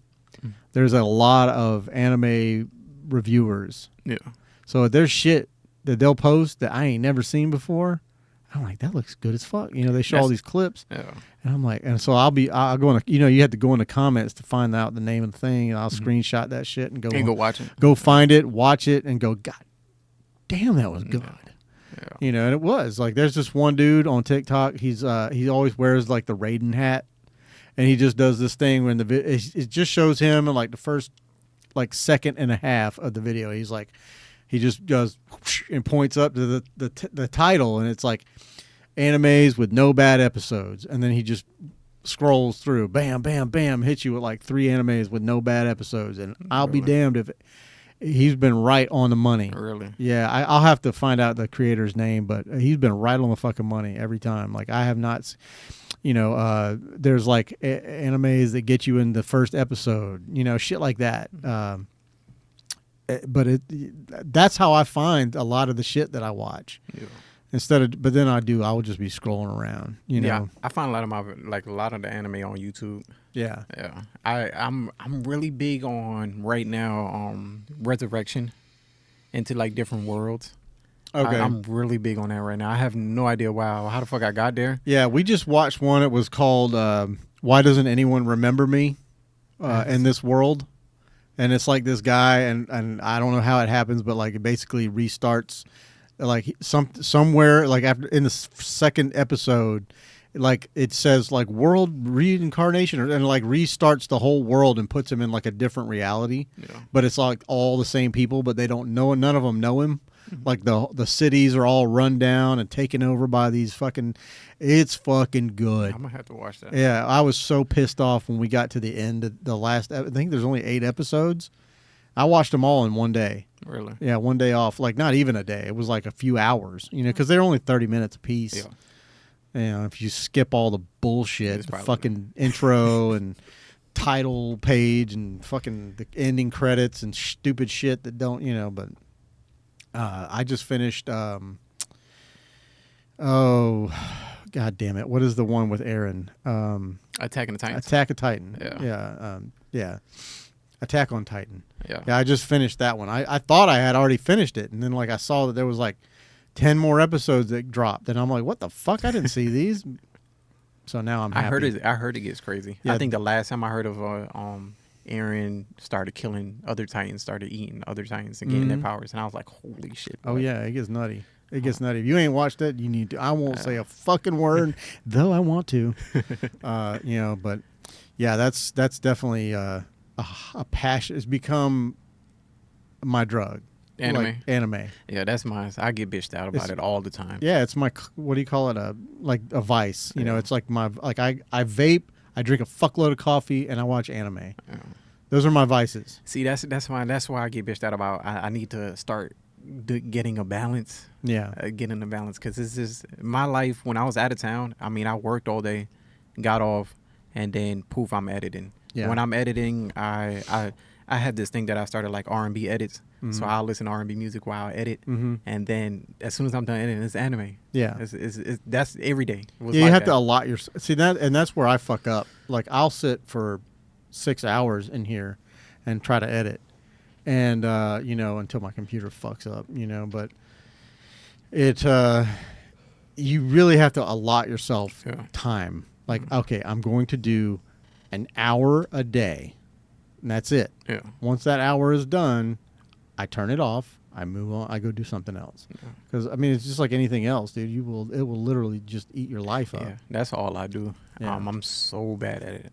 And which the editing, I need to start balancing out now. But Mm. prior, I didn't really trip about it. It's like I would go sit at Starbucks and just edit for hours. Yeah. And then when I look up, it's like 8, 9 o'clock. Yeah, at they're like, night. sir, we're closed. Right. Literally every single time. They're like, we're about to close. I'm like, you're fucking lying. I shut these clubs down, motherfucker. But it definitely helped. Yeah. And that's what, like I see a lot of photographers that got to a certain level and then they just stayed there because they got to a point where they were making money, Mm. so they didn't want to progress further than what they were already. Right, right. Which me, I'm Because like, it's scary. yeah. You go much further, then you ain't gonna be able to work your job. You got to quit. You got to go full time. And then you have, like, I have a lot of other, like, it's like I have some of my models that'll tell me, some photographers, they be like, they want to work with them. And then some of my models are like really loyal. They won't shoot with nobody else. And Right. they're like, no, I have a photographer Yeah, already. yeah. And of course they're gonna boost me up. They're like, oh, he's the best in Jacksonville. Right. And they be like, who the fuck is it? And they'll show them my page. They're like, oh man, fuck him, man. I was like, what the fuck? Them hating ass gatekeepers. And that's one thing I can't do. I cannot gatekeep, because all I did was, I mean, I didn't pay for anything besides, I mean, I took a couple classes, but I mean, it's free knowledge. I put, like, when I did this beat shoot right here, I put it on my page. Like, any models or photographers want to come out and see how I work, Right. be free. I'm Yeah. like, but you got to be mobile. I'm not picking your ass up. No, no, no. You know, but I don't mind You showing. got to get there. Yeah, I don't mind showing people how I do my work. Yeah, that's something I'm actually, you know, and I made a little reel that I posted the other day about that. I had a friend, and oh yeah, you messaged me. She's not here in Florida, yeah, yeah. but she was like, she posted on, you know, this undisclosed site that I'm on, and she was just like, I'm so bummed out. My photography class got canceled, and, you know, like, I don't know if she paid a bunch of money or if they paid it back. I don't know all the details. She just said, now I guess it'll take that much longer for me to learn photography, da da da da da. And I commented on her post. I was like, don't fucking pay for that. Right. Learn Yeah. the fucking basics and grow. Yeah. So, and then that's why I wanted to. It really stuck with me for a couple of days. I sat with that shit and it ate me up. So I was like, I got to make a fucking video and tell people about this shit. Like, do not fucking pay for a fucking Right. stupid ass college course. That's almost as bad as taking like gender studies Right. in college. Like, what the fuck kind of useless degree is that? Right. You know? And YouTube is there. Everything is free. Like literally everything that I know has been through YouTube. Yeah. Everything. Every successful photographer that I've spoken to on this podcast and outside of the podcast has told me I don't have a degree. I'm successful and I have no degree in photography. I have no, I never even had the thought process of going to school for photography. No. Never. I mean, and I guarantee you, if someone goes to hire a photographer, they don't go, may I see your diploma? Right. I'd like to see your degree. Yeah, they're gonna go based off your portfolio, the type Right. of work that you're producing, not that you went to school with it. Because 9 out of 10, it's having a degree is not gonna get you more clients. Right. None of my clients have been like, "Hey, do you got a degree in this? I want to know before I book you." They don't give a fuck about No, that. nobody cares. Not at all. Nobody Not at cares. all. Not that. I mean, they don't care about that. Like you said, your work speaks. Your portfolio is your resume. That Right. is your degree. That Right. is the only way to get better is to practice Yeah. and to just continuously shoot. And that's why I'm a little rusty. I feel like I'm not shooting enough. Yeah, I know I'm not. I feel like I'm not shooting. I have a lot of people in my inbox Mhm. that I'm about to collab with, Yeah. and that's what I learned. Another way to kind of get extra engagement on your profile is doing collab posts. Of course. with people. Yeah, that definitely helps your social media. Yeah. But again, does it help your pocket? To a Honestly, point. what's crazy is I say this third picture right here, the with her right here. Yeah. Mhm. We was supposed to shoot for the longest. She would always tell me, "Oh, I'm ready to shoot," and it would never happen until I wrote out. I was like, "Hey, man, you better get your ass over here." He just put it down. Yeah, and then we end up working it out, and it just happened. And I say I got 2 or 3 bookings from her, Mm. and I met a lot of people that wants to model too. Now, And real quick, this the flash you're using, is that on camera or off? off. Okay, Yeah, so you got I'm it on a using the trigger. stand. Yeah. Okay. Yeah, I just bought a C stand. Okay. You can tell it's definitely over here to the right. 'Cause Yeah. The shadow over here on the left. Yeah. Yeah. I like how it's offset though. Yeah. Yeah, I always try to shoot like at a 45. Okay. Yeah, You should. I mean, look at the. Okay, if I don't know, you can't zoom in, but like the glare in can. her eyes. Yeah. Oh, maybe not. Whoa. Just kidding. But the glare in her eyes, the light, you can see all the way in the middle on her left eye, our right, and then just barely Mm-hmm. Yeah. on her left, her right. And that's the way I try to work out light. When I want to play with shadows and shit, Yeah. that's exactly what the look I try to go for. It's a good sense of I depth. try to I just try to put the light here and just on the inside of the eye. Yeah. That was crazy. Is I don't be like extra like, oh, let me put my light here, let me put it there, let me put it there. I You just be toss like, it. yeah, and be like, okay, let me test it. As long as I got my settings correctly, I'll adjust everything else beyond that, Yep. and I can make See, that's perfect lighting to me. Yeah, and I didn't have to do too much editing on her. She's amazing. She's part of TDA, and I remember when they was doing recruitments, Yeah. and it was adding her, and literally I put out there, I was like, yeah, she's my favorite model right now. I'm dying to work with her. I want to work with her. Yeah, it's always nice when you have somebody that like takes care of themselves, and you're not like having to fucking touch Do up too a much, bunch of yeah. shit. What's crazy is, I'll tell you something. What I noticed from shooting men and women, I have to do less work on men, skin tone and skin correcting than women, which is crazy because you would think women, saying their skin would be in a lot better condition. Yeah, but men don't wear makeup. Right. We don't give a fuck if we got pores showing. Right. It actually makes men look more manly. Yeah. More men things. I mean, if you took pictures of me and you smoothed out all my wrinkles and all my fucking pores and all these sunspots on my forehead, I'd be like, what the fuck did you do to me, dude? Why? Yeah. Throw some fucking, put like 85% grain on that photo and texturize the fuck out of it. I want that, and put some contrast in that photo. Like I want, I want that shit to come. I want it to show. I want people to see the fucking pits in my fucking pores. You know what I mean? Like, I don't know why, but for some reason, when I take pictures, like self-portraiture, and I edit those, that's how I edit my own. Yeah. And people fucking love that shit when I post it. But when I work with women, like you, to your point, they're like, well, I'd like to have my skin look soft. Yeah. Like- Women's a lot more extra when it comes to shoots. Yeah. A lot more extra. And I usually go, well, let's talk about blending that makeup into your neck a little better, so it's not like you're wearing a fucking mask. Right. That's that. They need to learn what is called their concealer that matches their skin tone. That's where they feel a lot at. I got lucky with the last shoot I did. Those girls actually went and paid a makeup artist. Yeah. They were like dead serious. They were like, let's go. They're like, we're at the. They text me early in the morning, like, and I didn't get there till 12:30.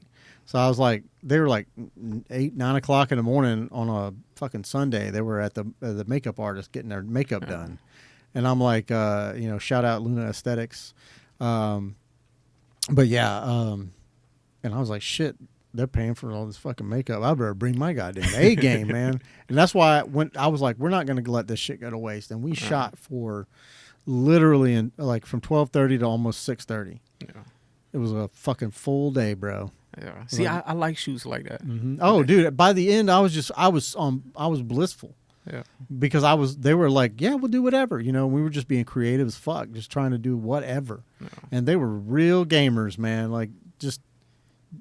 See, I love having people like that. Yeah, they were fun. They were like, we'll do anything. And one of the girls was real good at posing, and she was like helping me with the other girl pose her and stuff. So that was helpful. Yeah.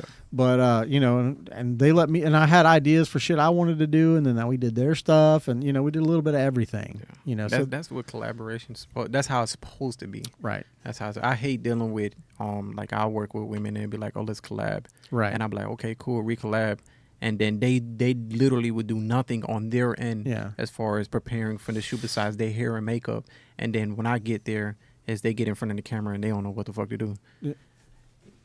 And I'm really good at What do I do with my hands? Right. And I'm really good at being directional and and giving direction when it comes to posing, but I don't solely rely on me. If we're collabing, 9 out of 10 is because this is a field that you want to step into. Right. So I need to see some effort from you on that. It's reciprocal. 100%. If it's something that you're wanting to do, or you're wanting to be a model, and you're wanting to, a fashion model or whatever the fuck it is, just a model of any kind, you definitely need to be doing some research, looking into posing, get on fucking Pinterest, and go check out what the other models are doing. Yeah. Go through your Instagram, look at the models, look at how they're moving their bodies, stand in front of your fucking mirror, learn your body and how it looks in front of the mirror. You know what I mean?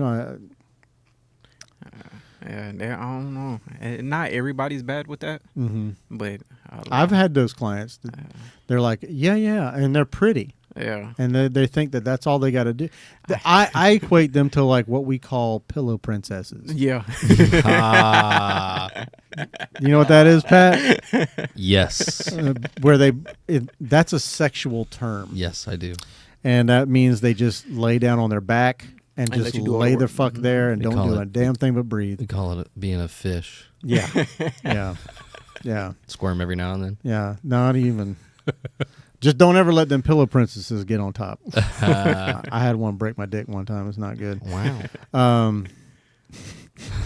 Trying to change that subject real fast. But yeah, no, it definitely increases the level of the outcome of what you're working on. Of the work. I mean, it feels like a huge waste of time. Yeah. When you go and they are not ready. Yeah. You're like, why the that fuck? pisses me off. Yeah. That pisses me off. Now, if they're paying, I don't give a fuck. Right. I'm just going to You can be as unready as you want, and I'll put you in whatever position I could think of, and we'll go with. I'll give you the top 3 shots out of 200. That's best I can do. Right. And then I'll give you enough for a post. Yeah. I said, as long as I capture enough for you to post, because that's Yeah. the majority of the time what people want. They want posting content. Yep. And once I get, if I get at least good 4, I'm good. Yeah. And My goal, like with the last 2 girls I shot with, my goal for them was to give them enough to post for like a couple of months, maybe 2 or 3, Yeah. and we did that. Every set, I shot enough in that set, to like this is a whole month, Yeah. and then we go to another set, and it's like, okay, this is another whole month, Yeah. and they were extremely happy, and we're already starting to plan the second shoot. So, and again, that type of photography has helped me. I've started getting people reaching out to me, and it's good. Those people got money. They got that disposable income, bro. Yeah. That's what I I want to that's- look into it. That's the people I'm trying to meet. That's Just- the people yeah. you need to get. That's- Those are the people. Yeah, the people that own fucking boats and shit. Like, bitch, look. bust out another 1,000. Yeah, that's right. That's right. Like literally, like I can say all of my shoots has all this shape right here. This my dog right here. Uh-huh. I actually met her in North Carolina. Yeah. And we ended up being real cool. Like when I text her, I'll be like, "Hey man, say man," and she'd be like, "Hey man." But she really beautiful, dope, man. Yeah, she's one of the models in TDA that'll be going to New York Fashion Week. Okay, good. Yeah. Good for her. I love to hear a success story. I love for people to succeed. That's my favorite thing in the whole world, and I don't ever think it ain't about me. I don't give a fuck. I have noticed, what I've started doing is when people come on, I'll look at and trust me, I don't have a huge follower base, especially the Instagram for this podcast is so new. I'm not even at 300 followers yet. Yeah. We're gonna get there. But I want to get there slowly because I want organic followers. I want people that actually follow and engage with me. But I do enjoy, and I did see this with a couple of people. I would look at their followers before, and then a week later after the podcast, and I would see a very large spike. I mean, I say very large, maybe like 250. That's a really pretty big yeah. spike, and I'm not saying that's all from me, but I'm just saying like they wasn't really posting much else, so we did this that makes me feel good because that's what I want. I want to lift people up. Yeah. I want people to be elevated, and I want people to, and I want everyone else in the world to know that person, know you. This is your show. It's not my show. When you're sitting in front of me, this is your show. Yeah. Yeah, granted, FYI, if you come on my page, you're going to see me bullshit a lot. It's fucking hilarious. Yeah, my page is real photography, but it's like I'm so humble and laid back that I'm just a regular person. Yeah, he does get aggro a little bit every now and then. Oh, yeah. When people be on bullshit. Because I'll don't be on no bullshit on his page. I'm going to call it out. I have no... Like, if you go on my story, I just posted... a video and I put like a little stuff by my head that if you owe me money, the only thing you should be talking to me about is that you just dropped money in my cash app. Where we at? Right here. Here we like go. if you owe me money, the only shit you should be saying to me is I'm about to send it now. Check your cash app. Word. That's just being realistic. I don't know. I don't want to say I'm a people person because secretly I'm socially awkward, believe it or not. I say my other business in photography allowed me to get the characteristics to be able to talk to people and engage with people. But other than that, hell no. I love being by myself. So I have no issue with just being in the dead room of silence. I'm kind of the same way. Once I warm up in a room and I have my camera in my hand, it's kind of like when I used to drink alcohol. I don't have anything against people that drink. Like I said, it's just a choice I made. When I did, that was my social lubricant, and I could talk to anybody. Same here. But now I don't have that. But now I've noticed that if I'm in a situation where it's a networking event, or God forbid it's a wedding, or whatever, I know that I can. They know, hey, that's the cameraman, that's the photographer right there, and I'm like, I got to run to the place. Yeah. Everybody knows already I'm the fucking man. Yeah. You want your shit to look right, you you, come see me. I got what you need.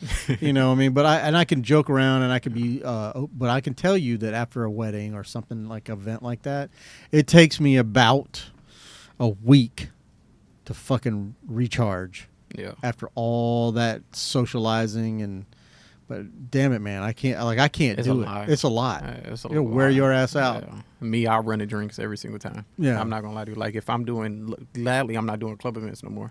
But Right. like even when I did that wedding, they was like open bar. I was like, open bar where? Where's the bar at? Even at the event, Elliot's event. Yeah, yeah. And I was like, they were like, I seen you looking at that bar. Bro, I was like, is it a bar here? They were like, yeah, it's one here, one here. I said, fuck it, I'm finna hit both of them right now. And that's just cause I don't know. I don't want to say I use alcohol as a pacifier to kind of help me open up to people, but it definitely relaxes me Yeah. to be able to. It's that liquid courage. Yeah, cause I had the tendency of when I be in large crowds, I over observe, and it just had my mind racing. Overstimulated. Yeah, and I just be Yeah. like, yeah, this is just I need to fucking go You're like, home. fuck, I need my pistol on me. Right, no lie.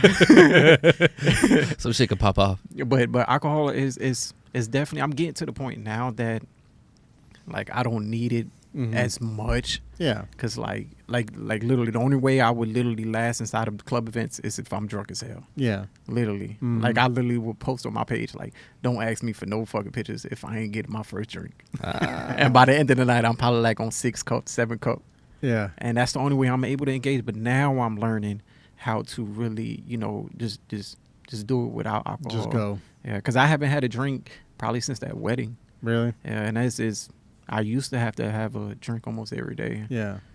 But I think I use that kind of help out, like a boost up in life. Yeah, yeah. But It can, if applied properly, it can be positive. yeah, I will say this: I never was at a point at a function that I was pissy drunk. Where you lost control. Right.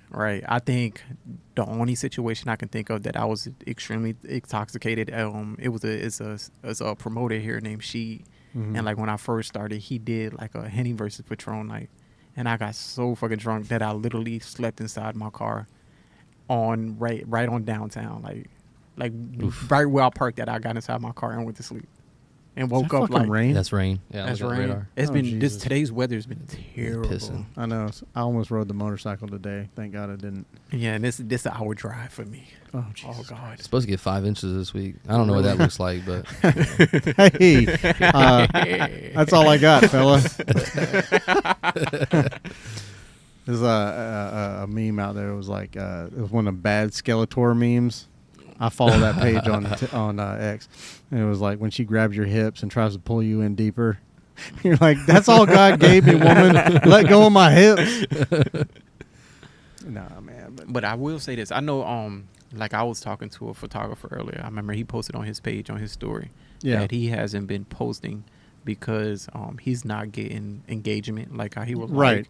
like. And he said he's really been, kind of sitting down photography and stuff like that. It's And depressing. and I had to encourage him. I was like, because I think his work is good. Yeah. And I just told him, I was like, next time, whenever you're free, let me know. I'll pull you out to mines, and then we can start, I can show you on my end, and then that way you can kind of collaborate with your own. And Right, kinda right, build right. From there. I see that a lot of photographers, a lot of artistic people don't get the engagement that they want or feel like they should have. So they kind of get discouraged. Yeah. Well, they're chasing that dopamine hit.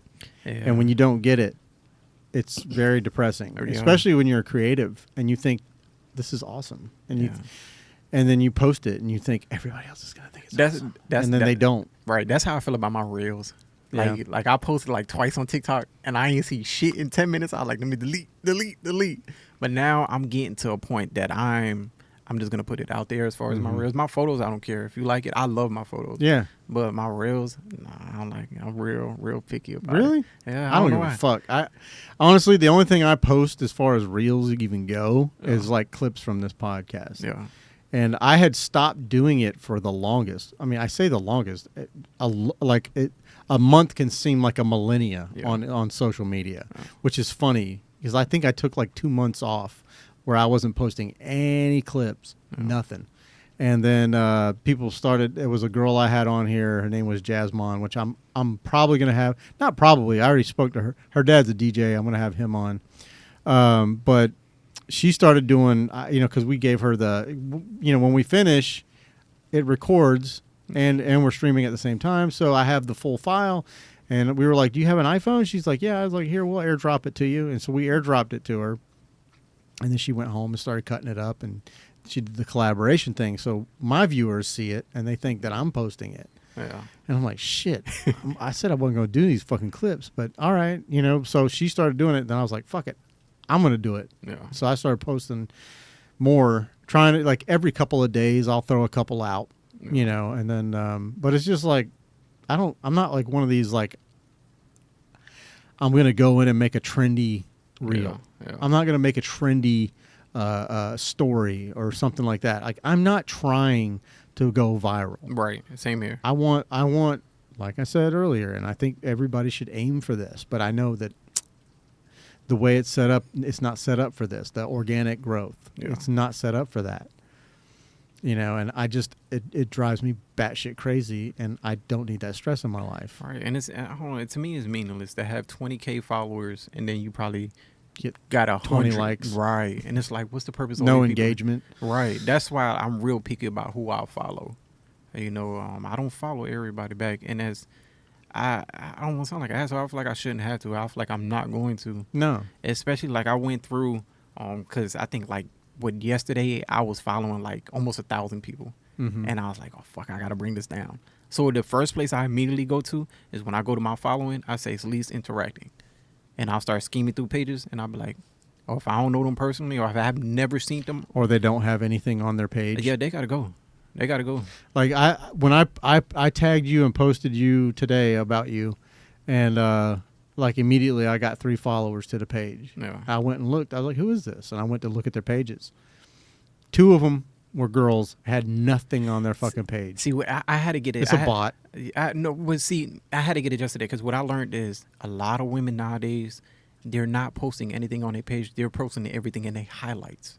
So that's because at first I was like, who the fuck is this? I was like, who sent you? Yeah, you have 0 posts. Yeah, I'm like, who sent you? I'm about to block you right now. But then I'll go through their stories. I'll go through they highlights, and I'm like, oh, so it's actually like this girl right here. Her page is exactly set up like that. And Yeah.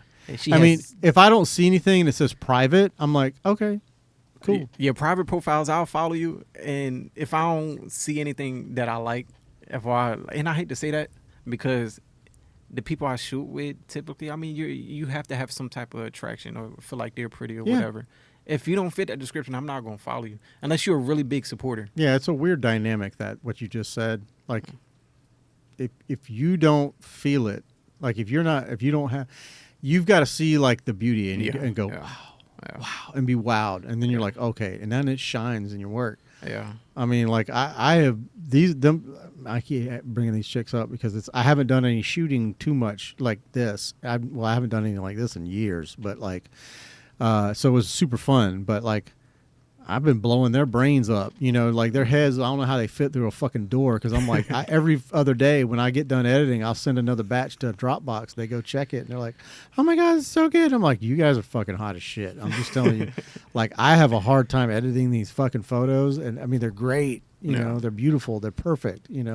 So, but they know I'm not saying it like, "You're so hot, I want to fuck you." Yeah. It's just like, you guys are fucking hot. Yeah. This is perfect. Like, you guys are going to get a ton of engagement on these photos, and they have. Yeah.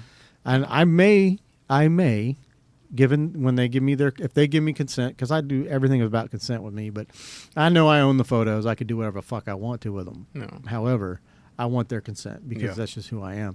But if they give me consent, I might post some of those on my Instagram because I'm real proud of them. Yeah. Some of them I'm like, damn, these are good. Yeah. I look forward to seeing them. Yeah. But I mean, they're shit. Where they're posting them, it's just blowing the fuck up. Yeah.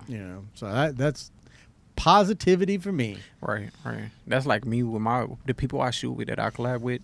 I'm real picky to the point like if I can't, not only that, it's not all about attraction, but if I can't vibe with you, I'm not shooting with you unless Yeah. you paying.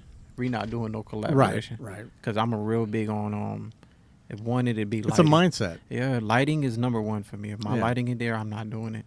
And second, it has to be some type of, I don't want to say connection on an intimate level, Mhm. but it has to be some type of entwining that we can get along with each other and vibe each other really good. Because it makes the pictures so much better. Chemicals like Yeah. have to be flowing. Right, because like every shoot that I do, I say 2 hours, and it's not like, oh, I need 2 hours to get really good pictures.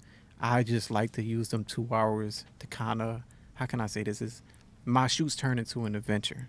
Okay. It's always an Getting to know 'em. experience. Yeah, it's Yeah. always an experience to the point that these people won't shoot with nobody else. Mhm. Oh, they're constantly coming back to me, but like, hey, look, I want to do this. I want Right. to do this.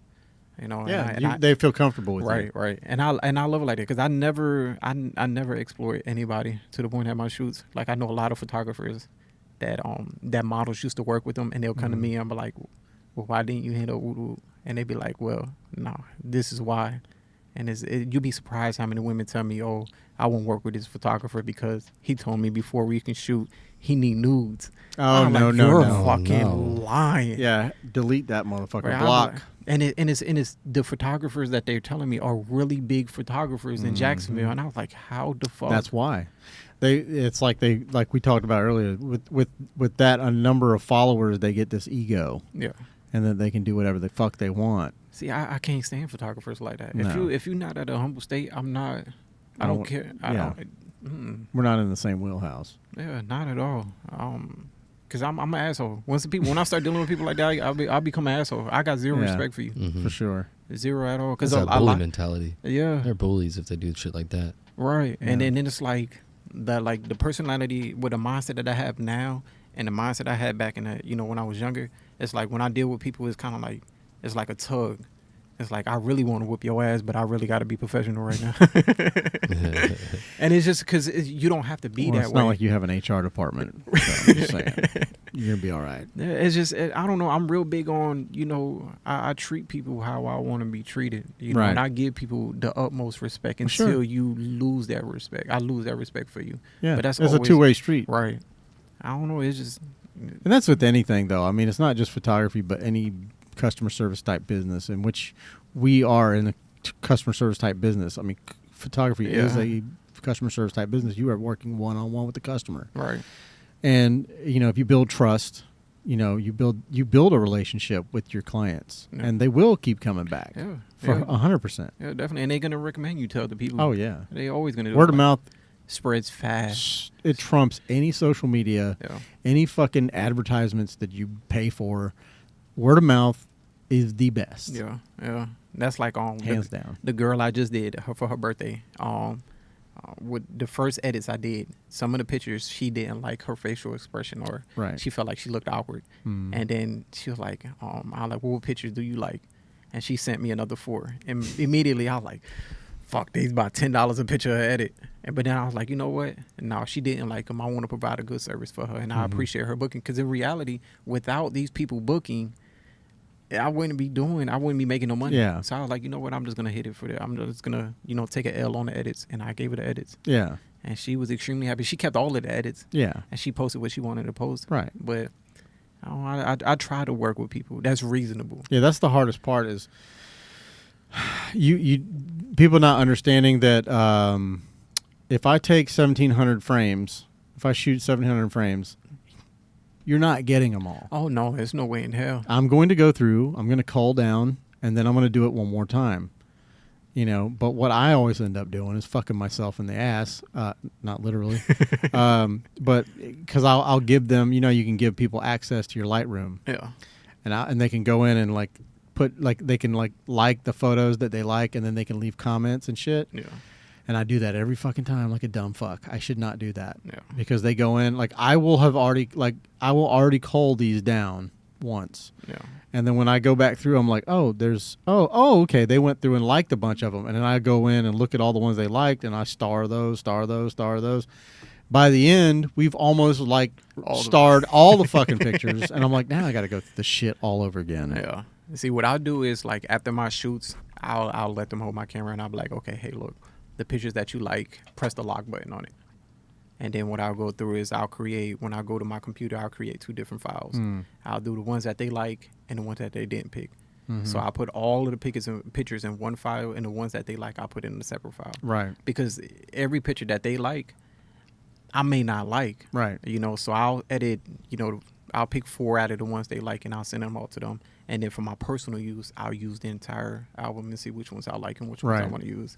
And that's when I'll post on my page. That's pretty much how I do it too. Like usually whatever pose they like, and I look at it and I go, your hand is blurry there, Yeah. you know, whatever. And then I'm like, but there's one in the same set where I shot like 10 of the same, you know, pose where it's not blurry, and you pick the blurry one and I pick this one, and then I delete all the rest of them. See, what I'll do is I'll bring both of them to Photoshop to say if I like your pose on this picture, but your face is ugly in it, but then your face is ugly, will look good in one picture, but your pose is ugly. I'll take your face from that. Get and the put it. fuck I out. swear to God, yeah. Damn, that takes No skill. lie, no lie. If you click on this real quick, Yeah. this Home house. and she don't know this, but go to the next picture. Next picture, she's looking down. That one there, I had to elevate her eye a little bit because of that angle. Uh-huh. It made her eye look like it Crooked. dropped. Yeah, so I had to elevate Maybe she it. was a trying to just do what the rock, you know, smell what the rock was cooking. Really, Uh-huh. I really wish I could show you my Photoshop and my steps as far as because if the shit I be doing is crazy. That would be a good YouTube video I Yeah. like experiment behind the scenes of yeah, Pretty Easy's Photoshop experience. because I'll change up a lot. Like I'll change Yeah. up a lot. Like I will literally take your arm off one picture and put it in. Like body parts, I Whoa. will literally replace it. Wow. That's crazy. Yeah. I don't have that confidence. It's extremely easy. It's extremely easy. I promise you. Not only do I not have I lack the confidence in myself to do that because I've never taken the time to learn Photoshop. That's why. Yeah. But also, I don't want to spend that much time. I appreciate those types of photos. I think they look great, Yeah. but it's not my style. Yeah. You know, my style is very straightforward. I do dark, gritty photos, you know, that high contrast, you know, that kind of shit. That's just my style. Everybody's got a different look. Yeah. But I would love to mess around with Photoshop in the way like the frequency separation and stuff like that, Yeah. like doing better with that, you know, layering and all that good shit. But like I know that can take fucking hours, Yeah. and I don't want to spend hours doing that. No, dude, I feel like the only reason why I got bad, like spending hours in, because I really like. I think, like I said, I the photo shoot is cool doing, but it's the editing that really gets me. Especially being able to draw it, it makes it no better for me. Like I'll sit in there 8-9 hours. Oh yeah, on and one have- photo. Yeah, I have Mhm. zero issue doing that. Yeah. Zero issue.